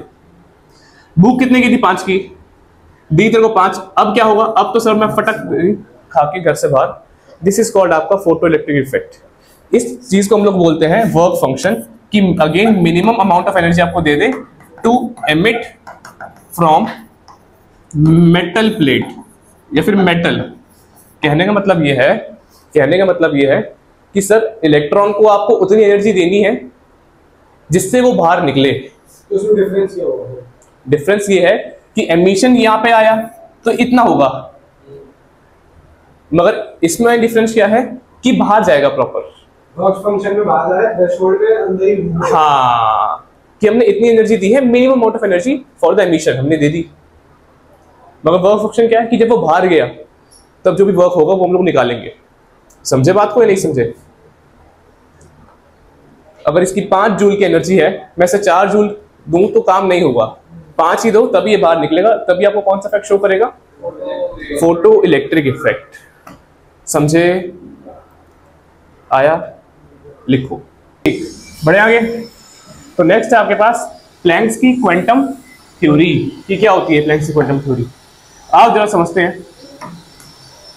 देखो, साइंटिस्ट आपका प्लैंक अपने कांस्टेंट लेके गया, क्या बोलते हैं उसे आज मार्केट के अंदर? Planck's constant. डिनोट किससे करते हैं? स्मॉल h से। वैल्यू क्या होती है? 6.636 -34। ठीक है, कहीं 6 to 6 लेते हैं, मैं 66 लेता हूँ, आपकी मर्जी है। ठीक, क्या बोल के गया है कि एनर्जी क्या है? वो क्वांटिटाइज है, कॉन्टिन्यूस नहीं है। क्वांटिटाइज मतलब अगेन आपके शॉर्ट फॉर्म ऑफ पैकेट्स में है, जिसे हम लोग डिस्क्रीट पैकेट्स, जिसे हम लोग क्या कहते हैं? क्वांटा या फिर फोटॉन्स। क्लियर है? ठीक, एक अपना फॉर्मूला देखिए क्या, E = hf। F को हम लोग यहाँ पे क्या बोलते हैं? न्यू। तो E = h न्यू फॉर्मूला दिया, न्यू की वैल्यू हम लोग पीछे पढ़ के आए हैं, दैट इज hc/लैम्डा। तो अल्टीमेटली आप लोग एनर्जी इससे भी निकाल सकते हैं, फॉर्मूले से hc/लैम्डा से। क्लियर है? क्या फॉर्मूला बना? E = hc/लैम्डा, where h is the Planck's constant, ये c is the speed of light 3 × 10⁸ metre पर सेकंड, लैम्डा इज या वेवलेंथ जो भी आपकी होगी। आगे बढ़ते हैं। नेक्स्ट है हमारे पास एक सवाल based on the previous formula. A photon has a frequency of 5 × 10⁻14 hertz, calculates it's energy. मतलब सर हमें फ्रीक्वेंसी दे दी है कितनी? 5 × 10⁻14 हर्ट्ज, विच मीन सर मैं ये कह सकता हूँ मुझे न्यू दे दिया है। फॉर्मूला में जानता हूँ = hc/लैम्डा है, h की value sir 6.636 × 10⁻34, speed of light में जानता हूँ 3 × 10⁸ डिवाइडेड बाय लैम्डा मुझे कितना होगा बताओ? अच्छा एक सेकंड h न्यू लगा देते हैं ना। h न्यू करेक्ट, मैंने वो लगा दिया। h न्यू भी हम लोग लगा सकते हैं, उससे डायरेक्ट आंसर आएगा 18.130 × 10⁻20। H new 6.636 into 10⁻⁻34। न्यू की वैल्यू है 5 इंटू, इसे आप लोग सॉल्व कर लो, आंसर आ जाएगा। कितना आ रहा है? बोल बोल बोल, क्या आंसर है? 6.626 इंटू 10⁻⁻20। देखते हैं ये भी सही है कि नहीं, कमेंट में बताएंगे बच्चे। चलिए बढ़े आगे। मेन आपको फॉर्मूला आना चाहिए, आंसर तो आप निकाल ही लोगे जैसे से। ठीक, नेक्स्ट है हमारे पास जो हमने अब तक पढ़े इंपॉर्टेंट फॉर्मूलास, उसको मैंने समराइज कर दिया आप लोगों के लिए। ध्यान से आप लोग देख सकते हैं। पहला फॉर्मूला क्या है सर कि energy of incident photon H new अभी आपने पढ़ा। फिर आपके पास क्या है कि sir work function in terms of frequency. Work function हमने कहा डब्ल्यू नॉट से डिनोट करते हैं, और एच एफ होता है तो एच न्यू नॉट हो गया। नॉट लगा देंगे वर्क फंक्शन वाले में, नॉट मतलब वो जीरो नीचे। ठीक, अब क्या है work function in terms of lambda, वो क्या आएगा? तो हमने पढ़ा है sir work function equals to h c by lambda, lambda maximum हम लोग को यहाँ पे उठाना है। एनर्जी कंजर्वेशन ऑफ का रिलेशन क्या होगा आपस में? क्या होगा? एच न्यू मतलब टोटल एनर्जी आपने निकालना है। कैसे आएगा? वर्क फंक्शन प्लस आपका kinetic energy. Kinetic energy sir मैं बचपन से पढ़ती आ रही हूँ, क्या हाफ एम की स्क्वायर वही वाली? हाँ वही वाली। देख नीचे मैंने वही यूज किया। कौन सा वाला? ये वाला। देख एच न्यू क्या है? Total energy. एच न्यू क्या होता है? ये देता है एनर्जी, मतलब टोटल एनर्जी तो यहाँ मिल गई। वर्क फंक्शन डब्ल्यू नॉट, और काइनेटिक एनर्जी होती है हाफ एम की स्क्वायर। आप लोग देख सकते हैं नेक्स्ट वाले में भी कि के ई ऑफ इजेक्टेड इलेक्ट्रॉन। क्या बोला आपको कि सर एक इलेक्ट्रॉन यहाँ पड़ा है, उस पर लाइट आई और वो टक करके यहाँ से निकल गया, एमिट हो गया। अब जो वो निकला उसके पास कुछ काइनेटिक एनर्जी तो होगी भाई, या नहीं होगी? होगी सर, बिल्कुल होगी। अगर आपने वो निकाल लिया तो उसका फॉर्मूला क्या होता है? Half m v square. Half m v square की जगह मैं ये भी यूज कर सकता हूँ, वही से आया है ये, बस मैंने टर्म्स पुट कर दिए, h nu minus h nu naught. Total energy equals to kinetic energy equals to h nu minus h nu naught. है ना? इसकी हमने ट्रिक्स भी डिस्कस कर रहे की थोड़ी बहुत जी। हुआ एच सी की वैल्यू क्या होती है? करेक्ट कि सर एच सी की वैल्यू 12400 होती है एंगस्ट्रॉम में, और 1240 होती है 40 होती है अर्ब्स के फॉर्म में, या फिर आप एनएम के अंदर भी यूज करते हैं, नैनोमीटर के अंदर 1240। वरना आप लोग बोलोगे कि सर मैं ये 6.636 इंटू 10⁻34 इंटू 3 इंटू 10⁸ अगर मैं एग्जाम में सॉल्व करने बैठूं तो मेरे को टाइम लगेगा। तो उसकी जगह हमने ट्रिक क्या दी है कि इसकी वैल्यू तो ये लगा दे, अगर आंसर तेरे को एंगस्ट्रॉम में चाहिए, अगर तेरे को अर्ग या फिर नैनोमीटर में चाहिए तो उसकी जगह ये आंसर लगा दे 1240। वो भी आएंगे। वेवलेंथ का ही बता दे, चलो भी बता देता हूँ मैं साथ साथ। क्या था बोल? 12375 अपॉन वेवलेंथ। मैंने सोचा था बाद में बताऊंगा, फिर बाद में टाइम नहीं बचेगा। एनर्जी की इससे वेवलेंथ भी आ जाएगी आपकी, है ना? मगर कई जगह क्या होता है, ये जो मैंने आपको ट्रिक्स बता रखी हैं, ये जो ट्रिक्स हैं ये टीचर काट देता है देख के। तो जब मैंने क्लास में भी करवाया है आपको, तो मैंने आपको क्या बताया है, यहाँ पे आपने अपना सिंपल फॉर्मूला लगाया एच सी बाय लैम्डा, आपने सारी वैल्यू पुट करी 6.6 सी की वैल्यू, नीचे लैम्डा की वैल्यू। मगर जहाँ आप लोग रफ काम करते हैं वहां चुपचाप इस फॉर्मूले को लिखना 12375 बाय लैम्डा, और यहाँ से सॉल्व करना एनर्जी, और यहाँ पे जो आंसर आए उसको यहाँ लिख देना। समझे बात को? क्योंकि टीचर को ये ट्रिक नहीं पता, वो काट देगा। पिछली बार काट दिया था बच्चों को स्कूल के अंदर, समझे? तो करेंगे क्या कि सर सॉल्व इससे करेंगे और टीचर को दिखाएंगे ये और आंसर लिखेंगे। क्लियर है? तो अब है हमारे पास लाइन स्पेक्ट्रम ऑफ हाइड्रोजन। अच्छा, इस पे एक सवाल आना आप लोग का पक्का है, कंफर्म आप लोग मान के चलें कि इस पे आपका सवाल आना पक्का है। बात समझ में आई? हो सकता है आपने जब भी मैंने आपका टेस्ट लिया रिसेंटली कल या परसों, आपने ये सवाल इस पे देखा भी हो, इस पे बेस्ड आरएच करके क्वेश्चन आया था कि नहीं आया था? बोलो भाई। ठीक। अच्छा, जिसको ये फॉर्मूला नहीं आता उस चैप्टर को पक्का नहीं बोल सकता अपना, बिकॉज अगेन फॉर्मूला इंपॉर्टेंट है, इजी भी है। आर यहाँ पे किसी को पता है क्या होता है? कोई बताए जिसको नहीं पता। आर यहाँ पे होता है सर, इसे हम लोग क्या बोलते हैं? Rydberg's constant. ठीक है भाई, रिडबर्ग्स का कांस्टेंट, क्लियर है।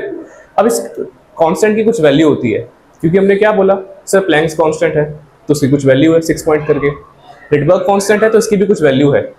अच्छा, itself this is R only. अब अगर मैं हाइड्रोजन के लिए कह रहा हूं, जो 99% केस के अंदर आपके पास क्वेश्चन आएगा, तो मैंने RH आपको पहले बता दिया। क्या वैल्यू है सर इसकी? इसकी वैल्यू है मुन्ना ये 1.097 × 10⁻⁷ मीटर इनवर्स। समझा बात को? क्या वैल्यू है? 1.097 × 10⁻⁷ मीटर इनवर्स। क्लियर है? ठीक है। अब आप लोग बात याद रखेंगे, हमने क्या रखा है 1/n1² - 1/n2²। अगर आप लोग ध्यान से देखें, मैं आपको सिंपल बताता हूं, देखो ये आपका क्या है, एक स्ट्रक्चर ऑफ एटम है। अब आपने बचपन में क्या पढ़ा है, इसे हम लोग बोलते हैं K, इसे बोलते हैं L, इसे क्या बोलते हैं M। 11th के अंदर हम लोग इसे क्या बोलते हैं, N = 1, N = 2, N = 3, where N is the आपका ऑर्बिट या फिर आपका शेल। ठीक। अब अगर मैं आपसे कह रहा हूं कि कोई इलेक्ट्रॉन जो है, सोचो यहां पड़ा है, उसको मैं कुछ ऐसा कर दूं, कुछ एनर्जी प्रदान कर दूं कि वो जंप करके यहां आ जाए। समझे बात को मैंने क्या बोला? हाँ हाँ, देख तू समझ हार्दिक, एक इलेक्ट्रॉन यहां पड़ा है, N = कहां पे 1 में पड़ा है एक इलेक्ट्रॉन। मैंने क्या करा कि उसे एक एनर्जी दे दी और वो इलेक्ट्रॉन जंप करके कहां आ गया, N = 3 में। इस प्रोसेस को हम लोग बोलते हैं एक्साइटेशन। एक्साइटेशन। ठीक है, ठीक है, ठीक है। अच्छा, अगेन बड़ा ही देसी एग्जांपल, बड़ा इजी एग्जांपल। अभी आप लोग का रिसेंटली 10th का रिजल्ट आया है, अब आप लोग 11th के अंदर आए हैं, है ना। हमने हर्षित का एग्जांपल लिया था, अभी लेते हैं अंगद वीर जी का एग्जांपल। तो सिनेरियो कुछ ऐसा है कि बाजी का जो हमारा रिजल्ट है वो अच्छा नहीं आया है। ठीक है, मान के चल रहे हैं, बुरा मत मानियो, एग्जांपल ले रहा हूँ मैं, है ना। पिछली बार उसका लिया था, आज तेरा है। रिजल्ट अच्छा नहीं आया तो एक बात बता, फॉर एग्जांपल आया तेरा 10-20 तारीख को रिजल्ट आया, तू लैपटॉप में एंटर मार रहा है, रिजल्ट नहीं आ रहा, 2-3 मार मारा, फिर एकदम से सामने वो ब्लू कलर का टेबल बना आ गया जिसमें तेरा कच्चा चिट्टा लिखा था कि सब में F F तो it was not up to the mark जो आपको लगा। तूने पापा को बोला था पापा मेरे आएंगे 95, तेरे आए कितने 59। अच्छा 95 से 93 रुक जा, आए तेरे कितने 59। कंसेप्ट है, ध्यान से जरा। सर एक्सपेक्टेशन थी मेरी 95 की और आए मेरे इसका उल्टा, दैट इज 59%। क्या 19-20 का फर्क है या बहुत ज्यादा का फर्क है? बहुत ज्यादा का फर्क है सर। तो पापा मेरे पीछे क्या लेके भागेंगे, काजू कतली का डब्बा लेके भागेंगे, या फिर जो उन्होंने वुडलैंड की बेल्ट खरीदी हुई है प्योर लेदर की वो लेके भागेंगे? बताओ जी, बेल्ट सर, डंडा वंडा लेके भागेंगे।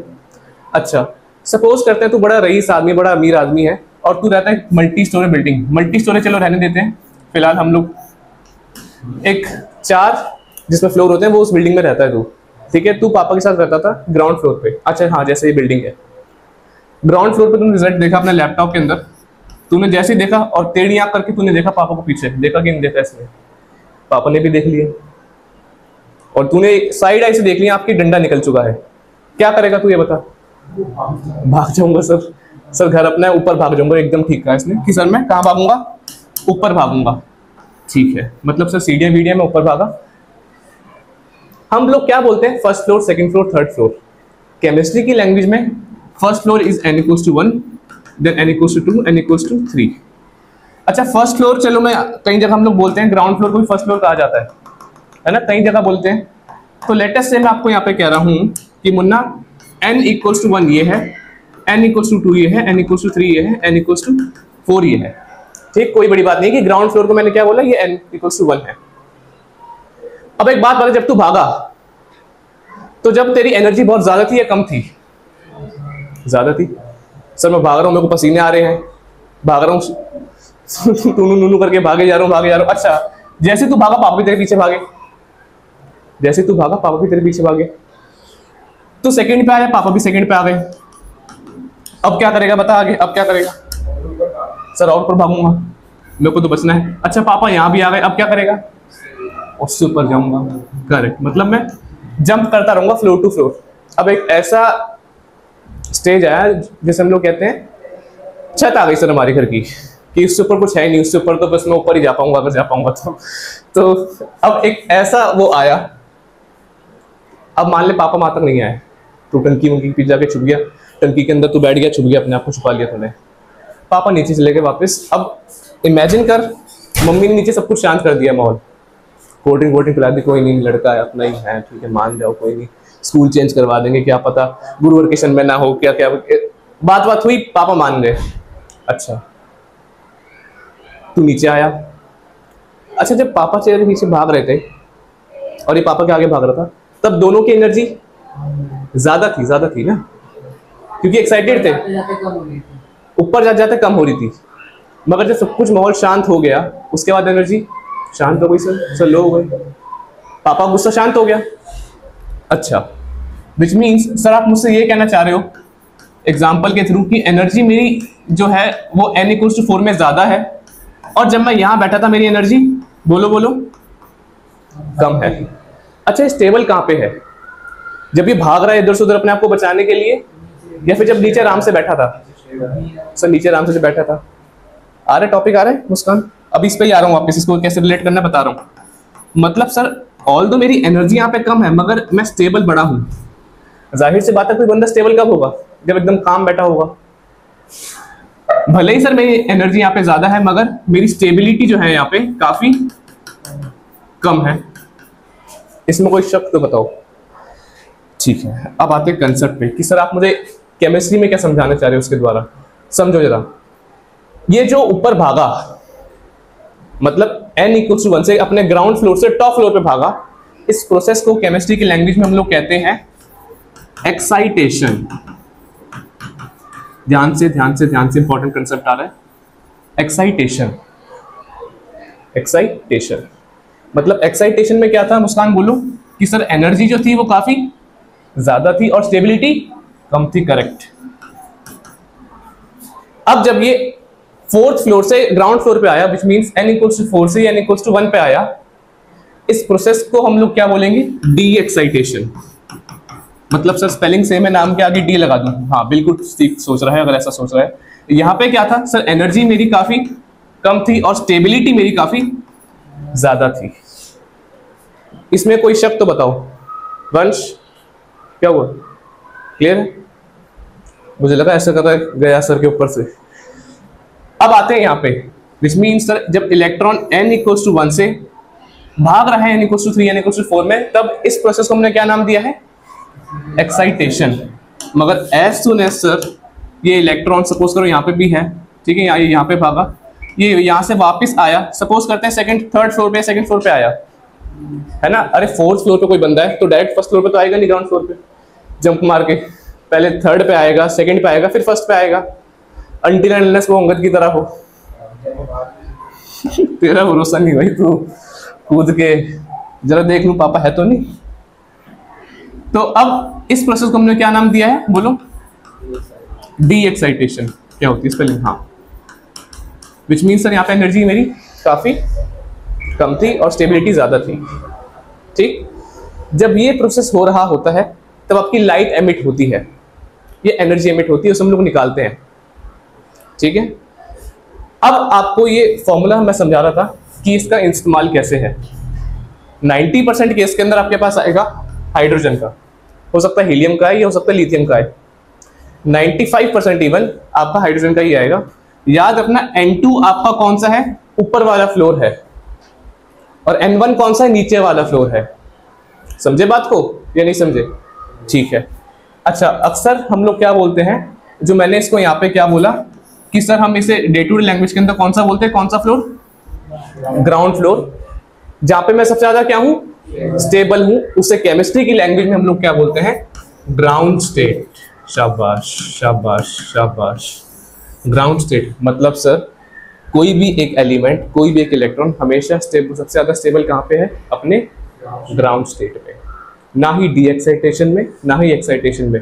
सर डी एक्साइटेशन में क्यों नहीं? तब तो उसकी एनर्जी कम हो गई, स्टेबल ज्यादा है, डीएक्साइट होने से पहले वो एक्साइट हुआ होगा, समझे बात को, फिर उसके बाद उसका डीएक्साइटेशन हुआ होगा, मगर सबसे ज्यादा वो बिल्कुल चैन से कहाँ पड़ा है, वो अपने ग्राउंड स्टेट में।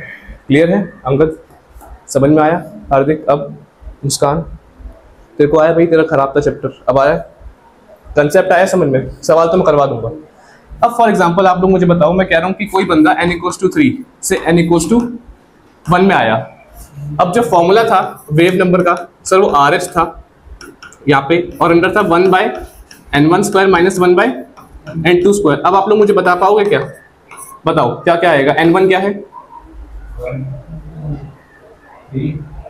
n1 क्या है? 3 1 है। राजे बोला तो अभी तेरे को पहले वाला बड़ा होता है ना, इधर आ, उस पे आ रहा हूँ मैं अभी। पहले ये क्या लिखा है हमेशा मैंने यहाँ पे, उस पे आ रहा हूँ मैं। मैंने तो वो क्या समझाया कि n2 क्या है, जो ऊपर वाला फ्लोर है, मतलब सर हायर ऑर्बिट वाला है, वो कहाँ गया? n2 यहाँ से कुछ होगा आपका, समझे बात को? समझे? अब मुझे बताओ जरा, उसका नाम बताओ। n1 क्या होगा? 1 होगा, और n2 क्या होगा? 3 होगा, 3 का स्क्वायर, 1 का स्क्वायर, एंड दिस इज 1/1 - 1/9, 9 - 1 कर लेना आप लोग, 8/9 आएगा आपका आंसर। so आप लोग सॉल्व कर सकते हैं आराम से RH की वैल्यू डाल के। बात समझ में आई कैसे करना है?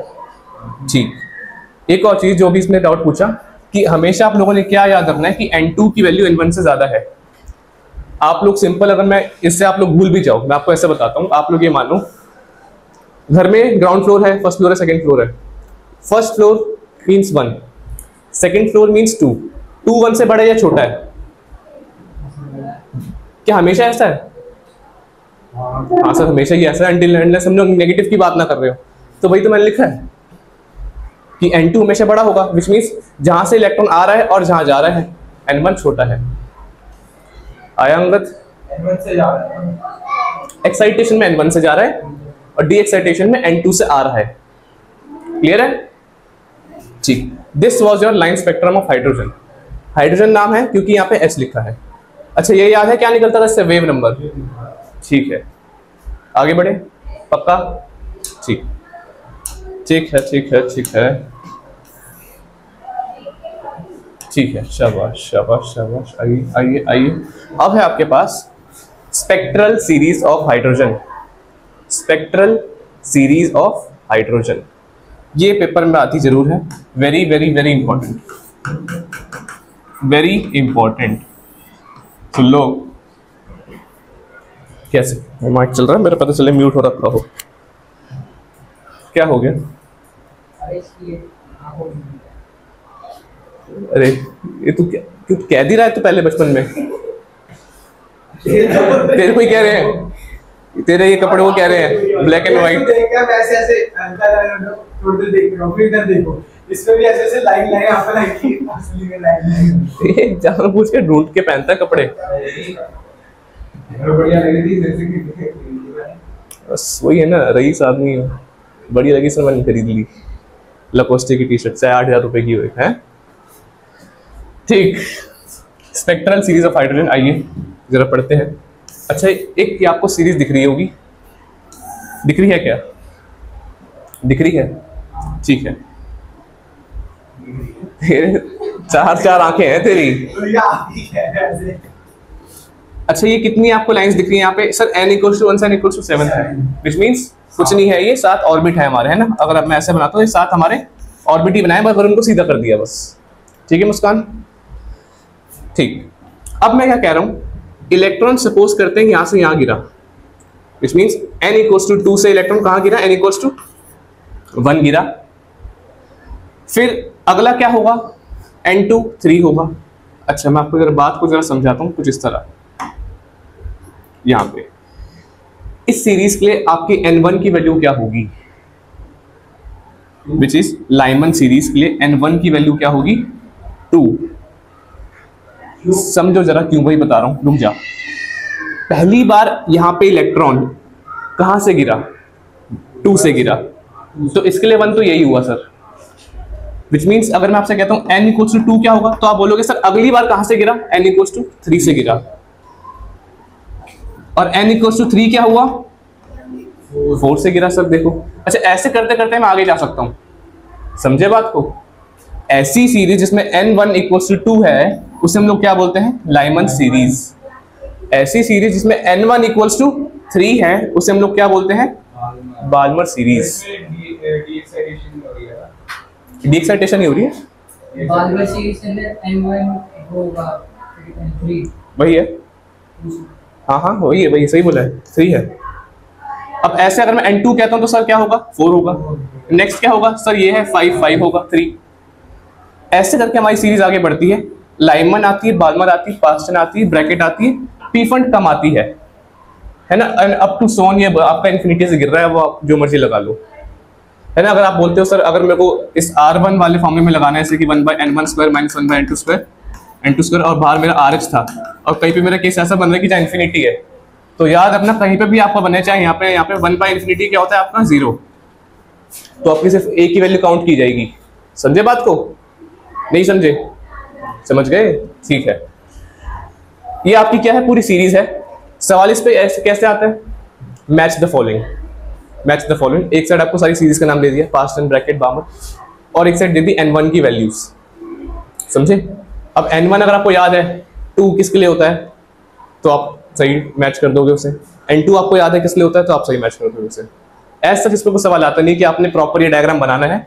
मैच द फॉलोइंग का केस ज्यादा आता है सीरीज से, ठीक है।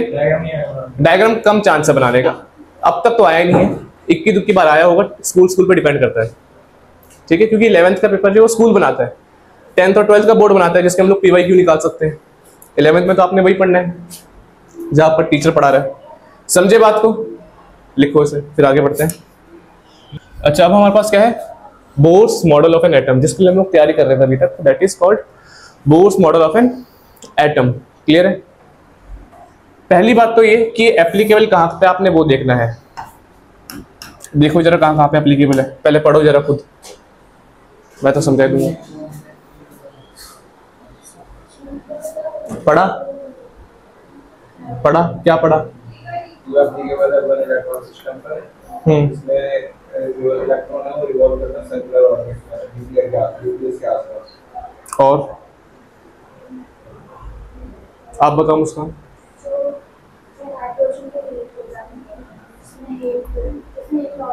हाँ ठीक है, दोनों का ठीक है, जरा समझते हैं। क्या बोले कि applicable to one electron systems only, for example जहाँ पे आपको सिर्फ और सिर्फ एक इलेक्ट्रॉन दिख रहा है, H के पास एक इलेक्ट्रॉन है, एटॉमिक नंबर 1। हीलियम के पास 2 होता है, मगर हीलियम के प्लस चार्ज आ गया, मतलब एक निकल गया, तो मतलब एक ही आ गया सर वापस। सिमिलरली लिथियम में से सर क्या होता है, लिथियम का एटॉमिक नंबर क्या है, 3 है सर, 2 निकल गए तो वापस एक आ गया। तो ऐसे कई सारे हैं, आप लोग प्लस प्लस लगाते रहो जितना बढ़ाते जाओगे, ठीक। तो मतलब पहली बात तो ये क्या बोला उसने कि एप्लीकेबल सिर्फ और सिर्फ किस पे, वन इलेक्ट्रॉन सिस्टम पे, जिसके पास कितने इलेक्ट्रॉन है, एक इलेक्ट्रॉन है। अब क्या बोलता है आपसे कि electrons revolve in fixed circular orbits and around nucleus. For example मैं आपसे कहता हूं कि मुन्ना मान ये क्या है तेरे पास, एक एटम है सर, इस पे प्लस चार्ज होता है और इतना मैं जानता हूं, इसके आसपास क्या घूमते हैं, इलेक्ट्रॉन्स घूमते हैं, ठीक है। मैंने गिन के नहीं बनाए हैं, जो आप लोग बनाते हैं 2 8 4, सिंपल मैं आपको एक रिप्रेजेंटेशन के लिए बता रहा हूं, ठीक, सिंपल बनाए हैं ये आपका। हाँ तुम ठीक तू बोल ले, किसने रोका है तेरे को बोलने के लिए बोल, मैं तो कुछ बोला ही नहीं, ठीक। क्या बता रहा था मैं, इलेक्ट्रॉन घूमते हैं किसके अराउंड, न्यूक्लियस के अराउंड, ठीक है। इसने क्या बोला कि वो सिर्फ ऐसे ऐसे घूमेंगे, मतलब सर अगर मैं यहाँ पे न्यूक्लियस है तो बस मैं इसके आसपास ऐसा करके गोल गोल ही घूमूंगा। क्या सिर्फ और सिर्फ यही पॉसिबल है, क्या इससे 2 मिनट पहले 3-4 मिनट पहले आपने एक्साइटेशन डिक्साइटेशन नहीं पढ़ा, तो सर ये कैसे पॉसिबल है, तो यही इसका आगे चल के क्या बन गया, लिमिटेशन या ड्रॉबैक जिसे हम लोग कहते हैं, ठीक है। ठीक है, बढ़ते हैं आगे। अब कुछ फॉर्मूलेस हैं काम के, जैसा भी आप लोगों ने सीखा कि सर अगर ये 2 एटम है सपोज करते हैं, या फिर 2 शेल है, जरा सुनो सुनो सुनो, सपोज करते हैं ये 1 है, ये 2 है, n=1 n=2, इसके बीच में अगर इलेक्ट्रॉन डोल रहा है, घूम रहा है, और मुझे एनर्जी निकालनी है तो कैसे निकालूं? तो उसके लिए फॉर्मूला क्या गिवन है आपको मुस्कान, कि दोनों एनर्जीज को आपस में माइनस कर दो, which means that is equals to h f या एच न्यू जिसे हम लोग कहते हैं, frequency equals to c by lambda, where h is the Planck's constant, c is the speed of light and lambda is the wavelength in nanometer. Clear है? ये formula आपको याद होना चाहिए, वरना आपका चैप्टर बेकार है। ये चैप्टर सिर्फ और सिर्फ आपका फॉर्मूला बेस्ड है, याद रखेंगे। दिक्के दुक्के आपके न्यूमेरिकल्स कह रहा हूँ, थ्योरी क्वेश्चन आ जाएंगे क्वांटम नंबर से रिलेटेड, और कुछ है नहीं इसके अंदर। ठीक है, नॉट वर्ड आप लोग सोचोगे, नॉट वर्ड की बस 1 मार्क की डेफिनेशन आएगी, नॉट की डेफिनेशन भी नहीं आएगी, क्योंकि टॉपिक कहाँ कवर होगा? केमिकल बॉन्डिंग के अंदर, जहाँ आप लोगों ने बनाए हैं बीच में से। तो वो क्यों पूछेगा डेफिनेशन उसकी? किसी एक ऐसा रीजन जहाँ पे इलेक्ट्रॉन पाने की संभावना 0 है, वो क्यों पूछेगा डेफिनेशन जब आपको बनाने के लिए मिल रहा है मौका? तो उस हिसाब से आप लोग जरा खुद का दिमाग लगा के सोचो कि आप टीचर हो, आप पेपर बनाओगे तो कैसे बनाओगे, और आपको परेशान करना है बच्चों को। उस हिसाब से आपने पेपर बनाया दिमाग में, अब उस हिसाब से पढ़ो उस पेपर को, अपना अपना नंबर आएंगे। मैं तो ऐसे ही करता था। ठीक, अगला क्या है? Frequency of radiation. Frequency of radiation same इसी की तरह है सर, E2 माइनस E1 मैंने यहाँ लगाया, which means h c by lambda ऊपर लगाया, डिवाइडेड बाय एच कर दिया यहाँ पे। ठीक है, फिर आपके पास है quantization of angular momentum.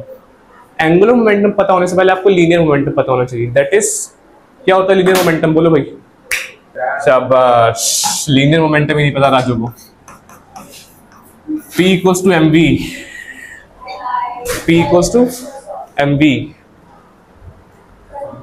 P is the momentum। Momentum word सुना है किसी ने? नहीं सुना? क्रिकेट देखते हो भी नहीं देखते? नहीं देखते क्या? तो बोलते हैं ना क्रिकेटर्स कि वी वर हैविंग मोमेंटम, हमें हमारा मोमेंटम बना। बाबर आजम की इंग्लिश में देखी मोमेंटम मोमेंटा करके, तो वही है। मतलब कोई भी एक ऐसी चीज जिसके पास वेलोसिटी हो और मास हो, उसके पास मोमेंटम होगा। ठीक, तो वही बात करी गई है यहाँ पे। आपको एंगुलर मोमेंटम क्या होता है आप लोग पढ़ेंगे रोटेशन या ग्रेविटेशन के अंदर क्या होता है। अच्छा, mvr इक्वल्स टू nh/2π, ये बड़ा इंपॉर्टेंट फॉर्मूला है। ये mv कहीं से आया है? कहाँ से आया है? लीनियर से। एंगुलर की बात होती है तो हम लोग रेडियस की बात भी करते हैं। एंगल का मतलब क्या है कि सब में कुछ वो गोल गोल घूम रहा है तो कुछ एंगल होगा, तो कुछ रेडियस होगा। तो mvr वहीं से आया है। nh/2π हम लोग पढ़ के आए हैं आगे।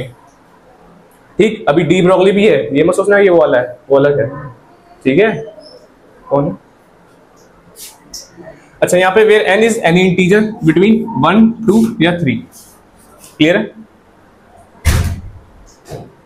नहीं आया? ठीक, आया? अच्छा, नेक्स्ट हम आपको मुझे पता चल गया था तेरी शक्ल से, मगर बस गर्दन तो हिलानी है ना। ये वाला नहीं आया? यही वाला नहीं आया? फिर इधर भी कुछ है, ये वाला ना, देख ध्यान से। Quantization of angular momentum. Quantization का मतलब क्या है? क्वांटा मतलब छोटा पार्टिकल। फॉर एग्जांपल मैं कह रहा हूँ तेरे पास लाइट ऐसे आ रही है, तो हो सकता है वो वेव नेचर की जगह पार्टिकल नेचर में आ रही हो, छोटे छोटे क्वांटा के अंदर आ रही हो, छोटे छोटे पार्टिकल्स में आ रही हो, कि सर लाइट इससे इसमें ट्रांसफर हो रही है, इसमें इससे ट्रांसफर, इससे इससे, और ऐसे सोन प्रोसेस होके होके मेरे तक आ रही है, सूरज से यहाँ तक। इसे हम लोग क्या कहते हैं? फोटोन या क्वांटास। क्या होते हैं? Small packet of energy. ठीक, अब वो तो निकालना है एंगुलर मोमेंटम उसका। कैसे निकलेगा? ये फॉर्मूला है। उनके पास कुछ मोमेंटम होगा। अब n कितना भी हो सकता है, 1 2 3 4, h/2π, h is the Planck's constant, 2π constant value है। क्लियर है उसका? ठीक, नेक्स्ट वी हैव इस बोर के फॉर्मूले। अच्छा, ये बड़े इंपॉर्टेंट फॉर्मूलेज हैं, है ना, ये हमने समराइज कर दिए हैं। वेलोसिटी अगर आपने निकालनी है तो आपके पास ये फॉर्मूला है, ये फॉर्मूला है कुछ। अगली बार बातें करी ना, क्या मैं अच्छा मैंने लिख दिया कोई नहीं। बोर फॉर्मूलाज, तुम यार तू तो GHPS में है। हाँ, तुम माता गुजरी, तू बात कर रहा है बोर के फॉर्मूले की। अगला रेडियस। रेडियस के लिए आपने फॉर्मूला याद रखना है, क्या है?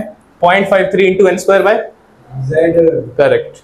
अच्छा, z पता है, याद है क्या था? Atomic number. और a क्या होता था याद करो? शाबाश शाबाश शाबाश शाबाश। ठीक है। अच्छा, सबसे ज्यादा सवाल मुन्ना इस पे आते हैं। अगर ये तीनों टीचर पूछ रहा है तो क्वेश्चन आएगा 5 नंबर का, जिसमें आपको या तो डेरिवेशन बोलेगा, कम चांस है जिसका, डेरिवेशन 1 की आ सकती है किसी भी, या तो आपसे बोलेगा इस पे न्यूमेरिकल जो मैंने आपको दिया था। याद रखेंगे अगर आपने निकालना है जूल्स के अंदर तो फॉर्मूला कुछ ऐसा है कि -2.17 इंटू 10⁻⁸ इंटू एटॉमिक नंबर का स्क्वायर। आप बोलोगे सर z तो बहुत ज्यादा हो जाएगा अगर मैं मल्टीप्लाई करूंगा तो z यहाँ पे याद रखेंगे आपका 70 भी नहीं 90 प्लस केस के अंदर z आपका 1 ही होता है, विच मीन्स हाइड्रोजन का केस बनता है, ये हीलियम का बनेगा तो क्या हो जाएगा z 2। समझा? क्या समझा बता?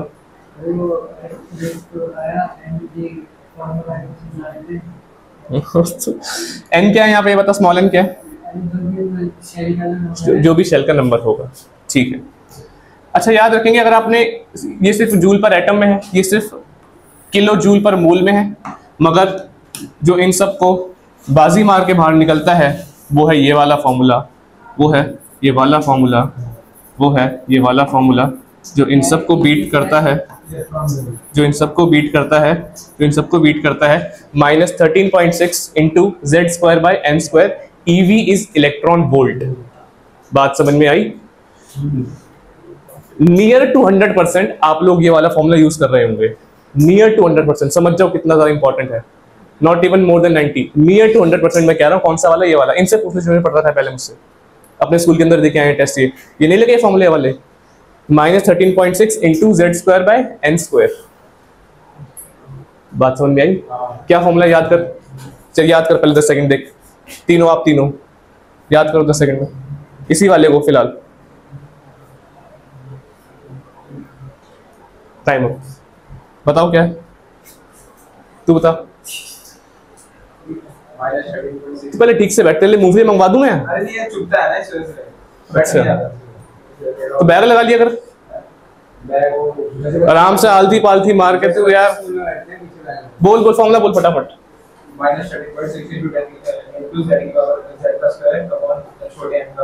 ठीक है, z क्या है यहाँ पे? और n क्या है? नहीं नहीं, z क्या है? और n क्या है? ठीक है, यूनिट्स क्या होगी? यूनिट क्या है? कैसे लिखते हैं? ई कैसे है? छोटा बड़ा? और ठीक है, तू बता। बाय n² और यूनिट आप बताओ। माइनस का 13.6।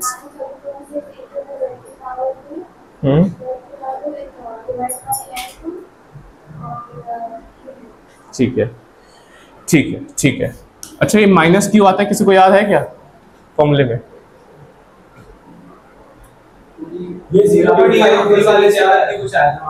जितना पास होता है रेडियस से, सही कह रहा है तू, जितना पास होता है उतनी वैल्यू क्या होती है? छोटी होती है। फॉर एग्जाम्पल तुम लोग जरा समझो, अगर ये न्यूक्लियस है, आप लोग मुझे बताओ, आपने सर्कल पढ़ा है, सर्कल का ये पूरा क्या होता है और ये आधा क्या होता है? रेडियस, है ना। अब सर ये पूरा एटम ऐसे बनेगा, मैंने आधा बनाया, तो ये एंड तक का क्या होगा? रेडियस। अगर एक और शेल है तो सब पूरा यहाँ तक कर हो गया रेडियस पाने के लिए। अब मैं आपसे क्या कह रहा हूँ, जो सबसे पहले शेल पड़ता है उसकी वैल्यू सबसे क्या होती है? स्मॉलेस्ट। और जो सबसे दूर होता है उसकी वैल्यू आपकी क्या होती है? मैक्सिमम। याद रखेंगे इस बात को। मतलब सर आप ये कहना चाह रहे हो कि मैं जैसे जैसे यहां से आगे बढ़ता हूं मेरी वैल्यू बढ़ती है? बिल्कुल यही कह रहा हूं। अब अगर मैं आपसे कह रहा हूं n1 या n2, मतलब आपकी वैल्यू यहाँ पे है, इस वाले की वैल्यू क्या निकल के आती है? -13.6। फिर हम लोग आगे बढ़ते हैं, उसमें ऐड करते हैं, कुछ में ऐड करते हैं, कुछ में ऐड करते हैं, आगे जाते जाते आपकी वैल्यू बढ़ती रहती है। समझे बात को?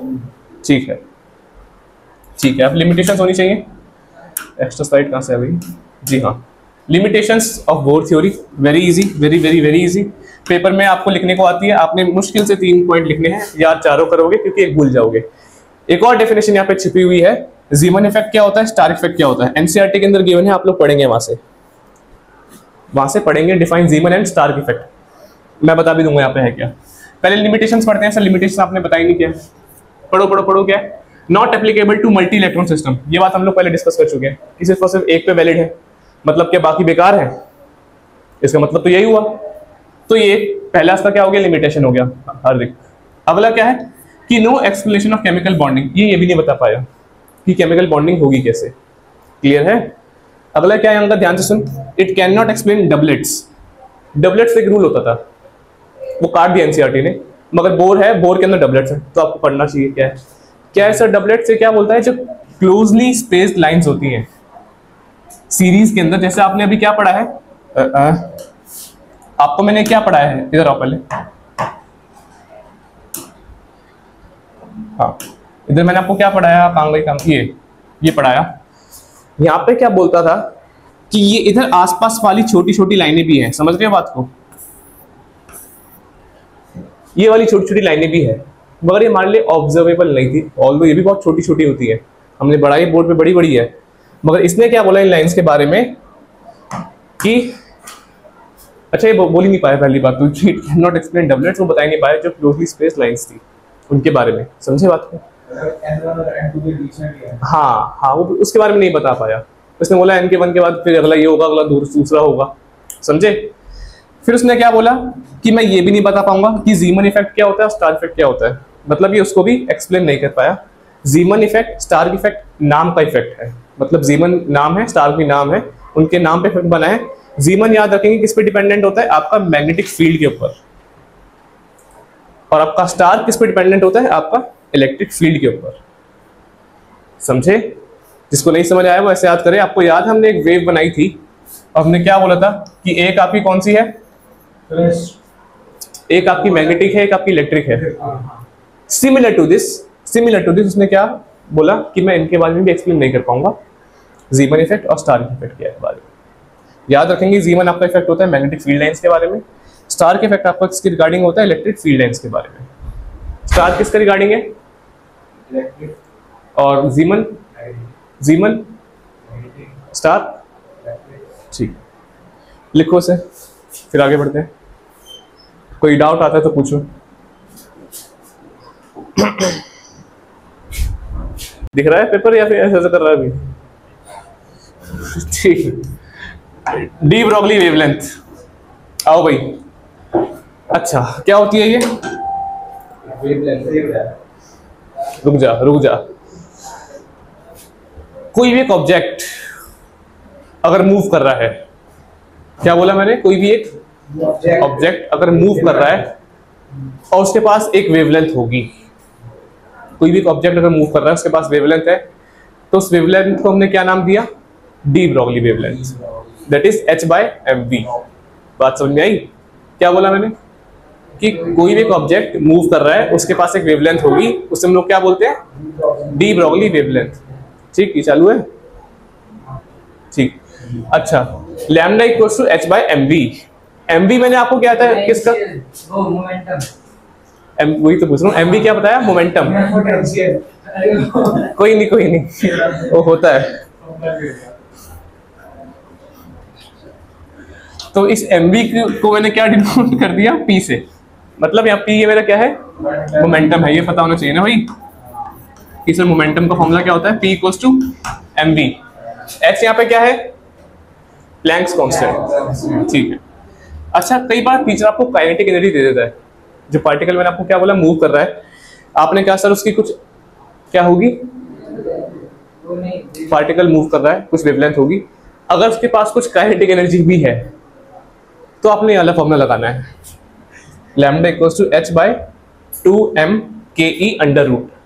ke मतलब काइनेटिक एनर्जी, सपोज करते हैं काइनेटिक एनर्जी की वैल्यू आपको कितनी गिवन है, 5, तो यहाँ पे आप लोग 5 पुट करेंगे, मास जो भी होगा वो पुट करेंगे, 2 पुट करेंगे, अंडर रूट नीचे का सॉल्व करेंगे, और ऊपर जो प्लैंक्स कांस्टेंट की वैल्यू है उसे यहाँ पे पुट करेंगे और आंसर लेके आएंगे, लैम्डा वेवलेंथ। 12.25 वाला फॉर्म समझे, 12.25 वाला एक कोर्स था, 12.25 या 1225 था, हाँ वही 1225 अपॉन रूट, वो तो अच्छी है ना। हाँ नहीं ये अलग है, ये इसके लिए तीनों भी याद रखने की ट्रिक है ये। एक और इससे आपका क्या निकलता है, वेवलेंथ, ये भी एक और ट्रिक है आपकी, 1225/√v। आप लोग बोलोगे सर मैं इतनी बड़ी वैल्यू थोड़ी सॉल्व करने बैठूंगा, तो आप लोग इससे भी आंसर लेके आ सकते हो इन टर्म्स ऑफ वेलोसिटी, ठीक है। अगर कुछ वेलोसिटी, ये काइनेटिक के लिए आपने ये फॉर्मूला लगाना है 2m के, अगर वेलोसिटी गिवन है तो अगेन ऊपर आप लोग की बड़ी वैल्यू होती है, उससे सॉल्व क्या ही करना है सर, मैं ये लगा दूंगा तो आंसर मेरा फिर भी आ जाएगा। मगर अपने टीचर को दिखाना कुछ और है, बताना कुछ और है, याद है ना? दिखाएंगे क्या, दिखाएंगे ये और करेंगे वो। अच्छा हाँ, इसके लिए क्या होता है आपका HC बाय वेवलेंथ होता है, तो ऊपर HC की वैल्यू 6.6 इंटू आपका C की value. After this we have Heisenberg uncertainty principle. क्या अनसर्टेनिटी आप लोग की लाइफ के अंदर है? यस सर बिल्कुल है, इधर भी होती है। आओ जरा समझते हैं कैसे। क्या बोल रहा है ये, देखो इक्वेशन दिख रही है आप लोग को, बोलो भाई। Delta x dot delta p again more than value less than equals to h/4 इसको आप लोग सिर्फ और सिर्फ एक इक्वेशन की तरह देखो मैथ्स की, which means sir p is change in momentum, momentum equals to p equals to mv, तो उस वैल्यू को मैंने यहाँ पुट कर दिया m डेल्टा p। बाकी देखो सेम है, सेम है। अब उस नेक्स्ट स्टेप में उस m को मैं यहाँ ले आया, देखो बाकी सेम है, बाकी सेम है। तो इससे घबराते नहीं, कई लोग घबरा जाते सर ये क्या लिखा है, triangle triangle less than more than. Equation की तरह देखो कि सर p मोमेंटम है, उसकी वैल्यू मैंने खोली, m को मैं यहाँ ले गया डिनोमिनेटर में, तो सिंपल ये बचा। समझे बात को? जब जब ये बात आती है तो आपने याद रखना है यहाँ पे डेल्टा एक्स क्या होता है, अनसर्टेनिटी इन पोजीशन, और डेल्टा p क्या है, अनसर्टेनिटी इन मोमेंटम। ठीक है सर, ये होता क्या है, आपने फॉर्मूला तो बता दिया मेरे को, जरा इसकी डेफिनेशन बताओ। आओ, it is impossible to know position and momentum of a sub atomic particle simultaneously. ठीक, पोजीशन और उसका मोमेंटम। सपोज करो आप भाग रहे हो, तुम्हें से कोई अच्छा भागता है, तू भागता है। सपोज करो तू भाग रहा है 50 की स्पीड से, 50 मीटर पर सेकेंड, 50 मीटर पर सेकेंड से तू भाग रहा है। अब क्या मैं एक पर्टिकुलर इंस्टेंट पे तेरी स्पीड और पोजीशन पता लगा सकता हूं? नहीं। सपोज कर तू यहां से लेके, तेरा ये ट्रैक है 100 मीटर का, यहां से लेके तेरा ट्रैक है पूरा यहां तक का, और जो मैंने स्टॉप वॉच चलाई उसके अंदर टाइम चलता है मिली सेकेंड्स के अंदर भी, है ना, मिली माइक्रो जो भी होते हैं आपके। अब तू भागे जा रहा है, भागे जा रहा है, मैंने एकदम से पूछा, उसमें आता है लैप, लैप आता है ना कि सर क्या है, तूने बोला सर मैं यहाँ पे हूँ। सपोज करते हैं पूरा लैप था तेरा 100 मीटर का, मैंने जैसे पता लगा तूने बोला सर 50, इतने में मैं देखता हूँ तू यहाँ पहुंच गया 70 में। तो उस पोजीशन, उस जगह पे मैंने तेरी स्पीड तो पता लगा ली, मगर मोमेंटम पता नहीं लगा पाऊंगा। मोमेंटम पता लगा लिया तो मैं स्पीड पता नहीं लगा पाऊंगा, क्योंकि वो प्रोसेस इतना फास्ट हो रहा है कि तू आगे भाग जाएगा। समझे? मैं एक ही चीज पता लगा सकता हूँ सर, दोनों ही पता लगा सकते हैं आप, या तो आप मेरी स्पीड पता लगा लो या तो मेरा मोमेंटम।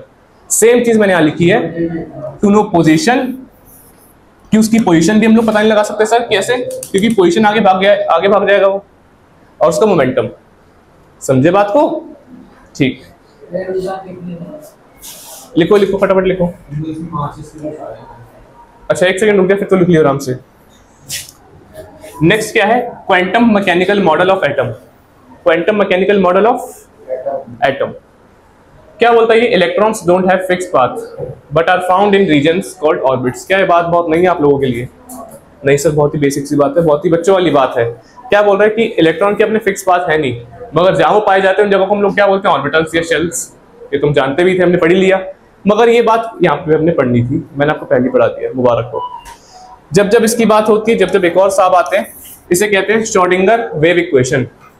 श्रोडिंगर वेव इक्वेशन ये आपके पेपर में नहीं आएगी, मुबारक हो, क्योंकि इसकी इतनी बड़ी इक्वेशन होती है। आप लोग आगे पढ़ेंगे तो हमने इसे सॉल्व भी किया है पूरा, आगे केमिस्ट्री पढ़ोगे आप लोग इसे सॉल्व करोगे पूरा।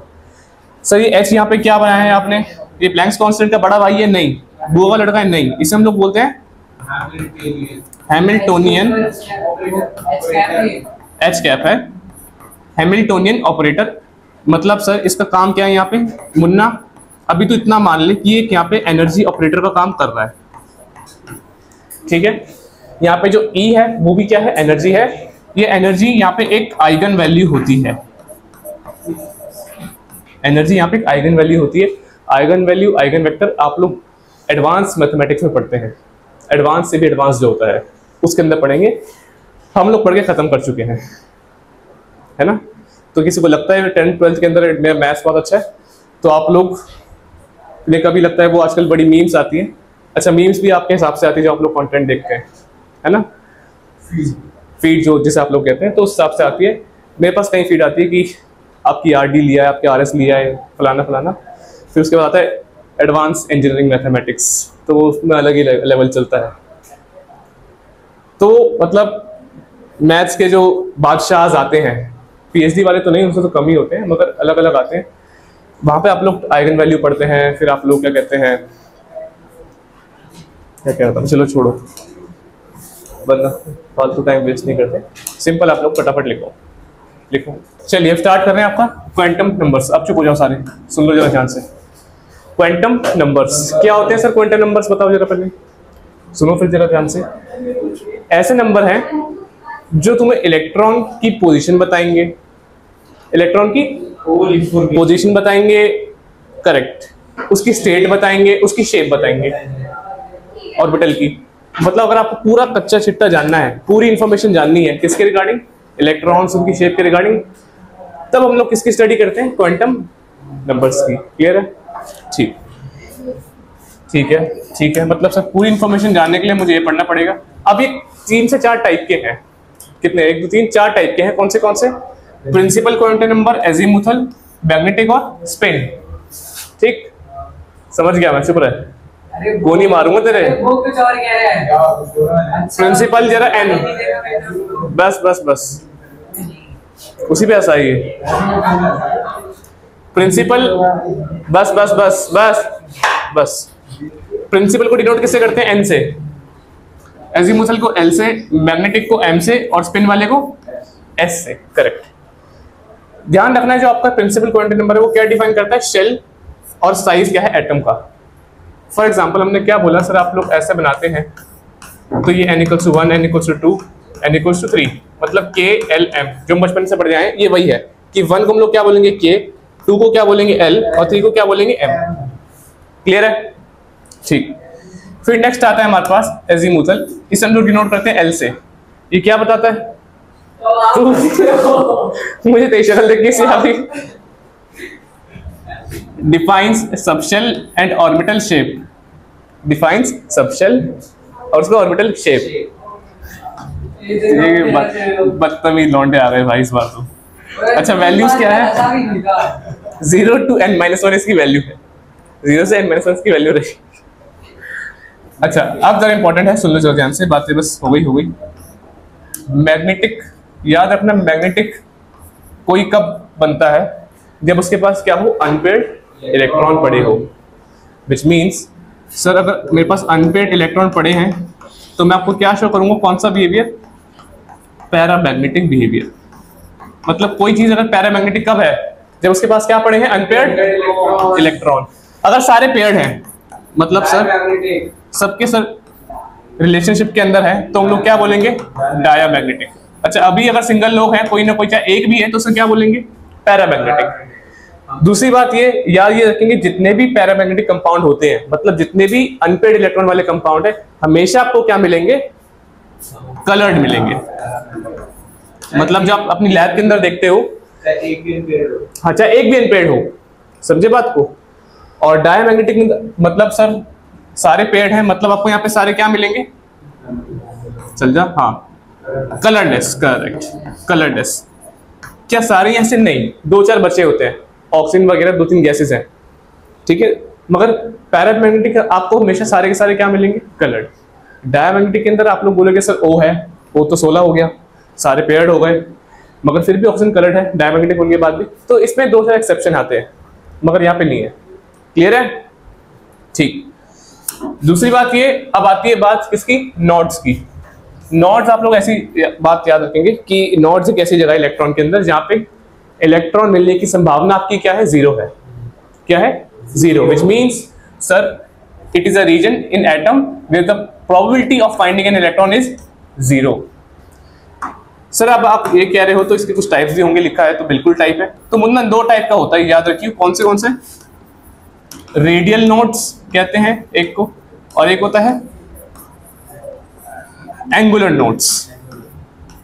रेडियल और एंगुलर। क्लियर है? ठीक, आगे बढ़ते हैं। ये क्या होते हैं, क्या नहीं? ओम देख रहे हैं यहाँ पे। सपोज करो आपको मैंने ऑर्बिटल दिया 2s, ये क्या है क्या नहीं बताऊंगा। मान के चलो एक ऑर्बिटल का नाम है 2s, एक का नाम है 4p, एक का नाम है 5d, एक का नाम है 4f। इनके सामने ये नंबर लिखा है n, मतलब आपको दिख रहा होगा 2 4 5 4। वो लिख के नंबर यहाँ पे n की वैल्यू। l आपका कौन सा नंबर होता है? एजीमुथल वाला।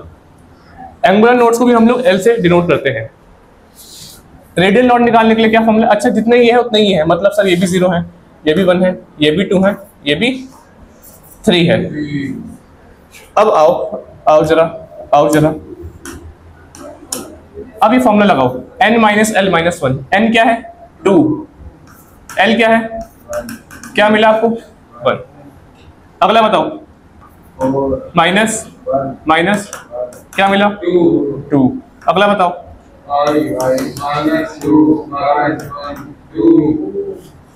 है?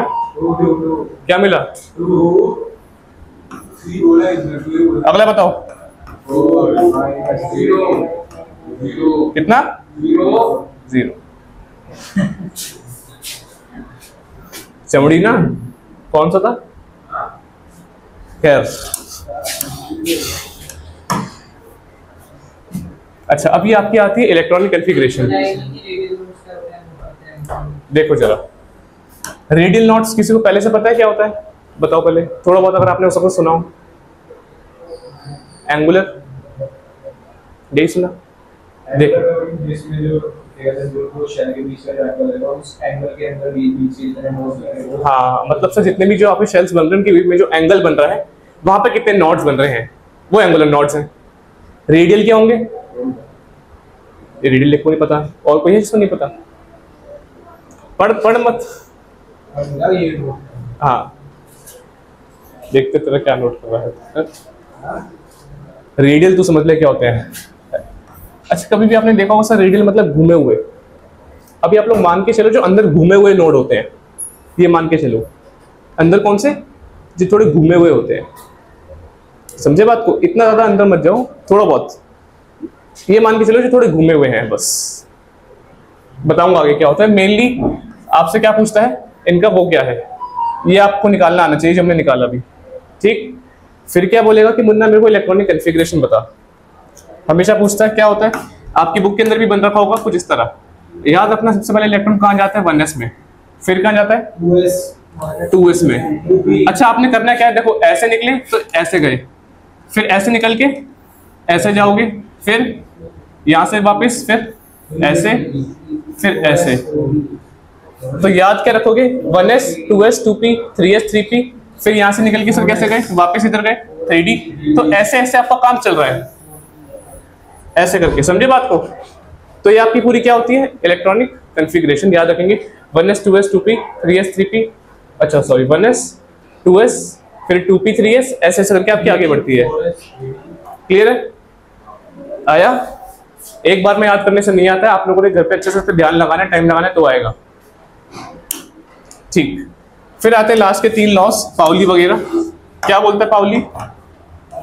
सर पाउली ये बोलता है, ये नाम है पूरा पाउली एक्सक्लूजन प्रिंसिपल। क्या बोलता है? It states that no 2 electrons in an atom can have same values of all 4 quantum numbers, that is orbital, and that is orbital can accommodate maximum 2 electrons with opposite spin. ठीक है, क्या बोलता है कि कोई भी एक एटम इलेक्ट्रॉन्स की चारों क्वांटम नंबर्स की वैल्यू वो सेम नहीं रह सकता। दैट इज स्पिन वगैरह, क्वांटम एजीमुथल वगैरह, कोई भी वैल्यू सेम नहीं होगी, एक ना एक डिफरेंट होगी, एक ना एक डिफरेंट होगी।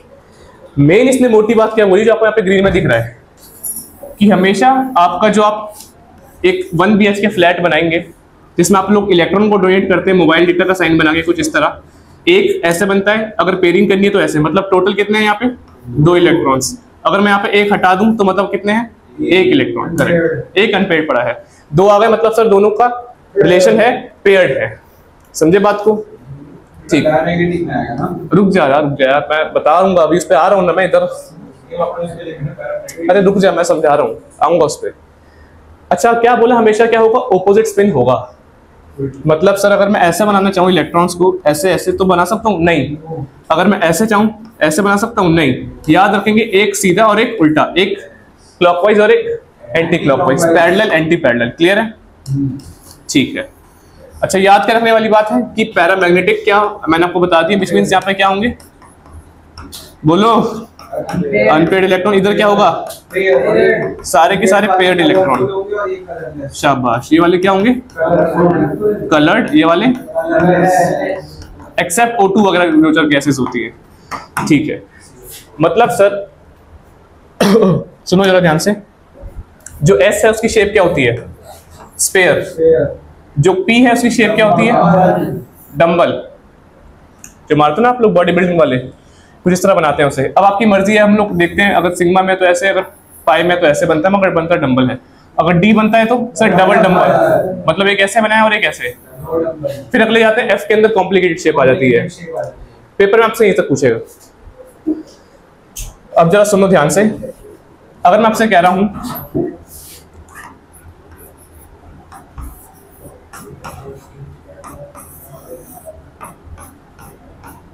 1 2 3 4 5,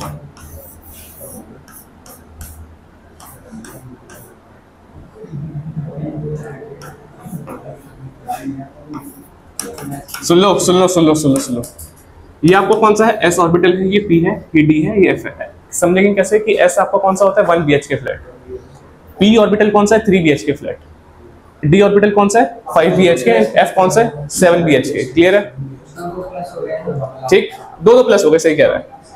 अब क्या करना है, एक के अंदर मैं आपसे क्या कह रहा हूँ सर, हमारे यहाँ तो ऐसा है कि एक कमरे के अंदर, एक 1 BHK के अंदर कई सारे लोग आ जाएंगे, मगर यहाँ रूल है, क्या बोलता है कि आएंगे तो 2 लोग मैक्सिमम, विच मीन सर 1 2, इधर भी 1 2 1 2 1 2, मतलब टोटल पी की कैपेसिटी कितने की है 6 की, एस की कितने की है, डी की सर 5 ब्लॉक है, सब में 2 2 मतलब 10 इलेक्ट्रॉन रखेगा, ये सर 14 इलेक्ट्रॉन रखेगा। स्टेबल कौन सा होगा, या तो हाफ फील्ड है पूरा, मतलब सर कुछ ऐसे है। रूल क्या है, पहले एक एक सबको देंगे, फिर वापस सबकी पेयरिंग स्टार्ट करेंगे ऐसे ऐसे करके, समझे बात को। अगर ये अनपेयर्ड दिख रहे हैं मतलब कलर्ड कंपाउंड है। अगर स्टेबल चाहिए तो या तो हाफ फील्ड हो पूरा, या तो पूरा क्या हो फुल डी फील्ड हो, वो मोस्ट स्टेबल होते हैं दोनों। क्लियर है, ठीक। दूसरी बात ये सर आपसे पूछता है मैग्नेटिक मोमेंट निकालने का फॉर्मूला, ये आपका 1 मार्क का कंफर्म क्वेश्चन है, पेपर में आना कंफर्म। सुन लो भाई, मैग्नेटिक मोमेंट 1 मार्क का कंफर्म पेपर में आना, कैसे निकलता है, फॉर्मूला है, डिनोट करते हैं म्यू से, किससे, म्यू से। फॉर्मूला क्या है, root n into n+2, where n is the unpaired electron, shell वाले अनपेयर्ड इलेक्ट्रॉन जो भी है।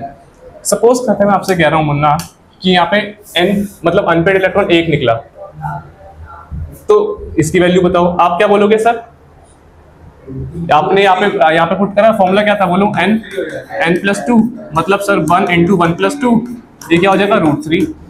सिमिलरली अगर आपकी वैल्यू 2 है 3 है 4 है 5 है, तो आपका सबका आंसर क्या आएगा, अगले वाले का बोलो क्या आएगा, क्या आएगा 2√2। आप बोलोगे सर मैं इन सबको सॉल्व करूं कैसे, पेपर के अंदर रूट के अंदर छोड़ूंगा नहीं, टीचर को आंसर चाहिए। तो ट्रिक है इसकी, क्या ट्रिक है सुन लो जरा। पहले जो जो वैल्यूज है सबके सामने वो लिख दो, मतलब 1 2 3 4 5 लिखा, फिर डेसिमल लगाया।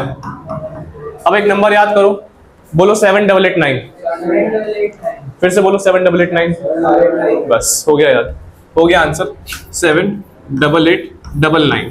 एक 9 मैंने भूल गया, 78899 78899 78899, ये आपके आंसर आ गए सारे। चाहे तो कैलकुलेटर के अंदर डाल के सॉल्व कर लेना, ठीक है, घर में चाहे सॉल्व कर लेना, यही मिलेंगे आपकी वैल्यूज। 6 आ गया, 6 तक आते नहीं वैसे, क्योंकि 6 का मतलब क्या है, हाफ फील्ड है ना, हाफ फील्ड किसका, नहीं 6 में पेयरिंग स्टार्ट हो गई, समझा। डी के अंदर अगर 5 है तो उसका पेयरिंग स्टार्ट हो गई। ये 5 कहां तक है कि अगर 5 वो है, 5 हाफ फील्ड है। नेक्स्ट है सर अफबाउ, नेक्स्ट है अफबाउ, इसे हम लोग प्यार से कहते हैं n+l रूल। ये क्या बोलता है, electron first occupy lower energy orbital, which means electron पहले कहां जाते हैं, जिसके पास लोअर एनर्जी है उस ऑर्बिटल के पास जाता है। समझे बात को। इलेक्ट्रॉन की फिलिंग के लिए आपका रूल है, क्या बोलता है कि increase order of energy of orbitals या सबशेल्स वैसे वैसे आपका जाता है। अगर आपकी एनर्जी भी ज्यादा है तो n+l रूल भी आपका ज्यादा है। वही आपका वो principle. Last rule but not the least, किसका फोन है भाई? अच्छा, हुड्स रूल है। क्या बोलता है हुड्स रूल? अगेन आपका इलेक्ट्रॉन पेयरिंग के लिए रूल है। Electrons are paired only when all the orbitals of a subshell is half filled with a parallel spin. Parallel spin का मतलब क्या है सर? याद रखना, स्पिन हमेशा कैसे होता है आपका इलेक्ट्रॉन का, या तो एक पैरेलल और एक एंटी पैरेलल। अगर पैरेलल है तो अंगद वीर जी वैल्यू क्या याद है आपको? प्लस का 1/2 हाफ। अगर एंटी पैरेलल है विच मीन्स माइनस का 1/2। ये वैल्यू किसके लिए? स्पिन के लिए, स्पिन क्वांटम नंबर्स के लिए। समझे कि इलेक्ट्रॉन अगर ऐसे घूम रहा है और इलेक्ट्रॉन अगर ऐसे घूम रहा है तो पैरेलल और नीचे झटके खा रहे हैं। नहीं ऐसे लग तो रहा है मेरे को तेरी आंखों से। कितना हो गया? 9 बज गए? अच्छा, इतना तो चलता है। लास्ट स्लाइड है, देख लो। समझे? फॉर एग्जाम्पल सुन लो जरा तुम लोग। अगर H की कॉन्फ़िगरेशन, इलेक्ट्रॉन कितना होते हैं H के अंदर? एक ही होता है, तो 1s1। नेक्स्ट बोलो, हीलियम में कितने होते हैं? 2, 1s2। लिथियम में सर एटॉमिक नंबर 3, मतलब इलेक्ट्रॉन भी 3। तो यहाँ पे 3 फिल नहीं कर सकते हम, क्योंकि S की कैपेसिटी कितनी थी? 2 की, 1 भी H के फ्लैट का।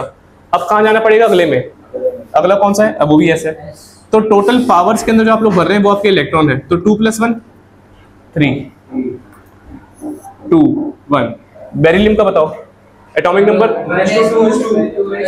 Correct sir, 1s2 2s2। अगला बताओ बोरॉन का, बोलो। अच्छा, बोरॉन का एटॉमिक नंबर कितना है पहले ये बताओ? 5। एटॉमिक नंबर 5, मतलब रुक जा। इलेक्ट्रॉन कितने फिल होंगे मतलब टोटल? 5। जो पावर्स है वो इलेक्ट्रॉन है। कितने फिल हो गए बताओ? बचे कितने? अब अगला कौन सा आएगा? P आएगा, क्योंकि सर S तो फुल हो गया। तो 2p। कार्बन बताओ? 1s2 2s2 2p 3। 3 बोल रहा है, बोला था अभी जरा तू ना जो खराटे ले रहा है, 2 बोला मैंने यार, 2 बोला है। समझे बात को? सो विद दिस हम लोग ये चैप्टर एंड करते हैं। आया चैप्टर, कितने खुश हो गए बेचारे।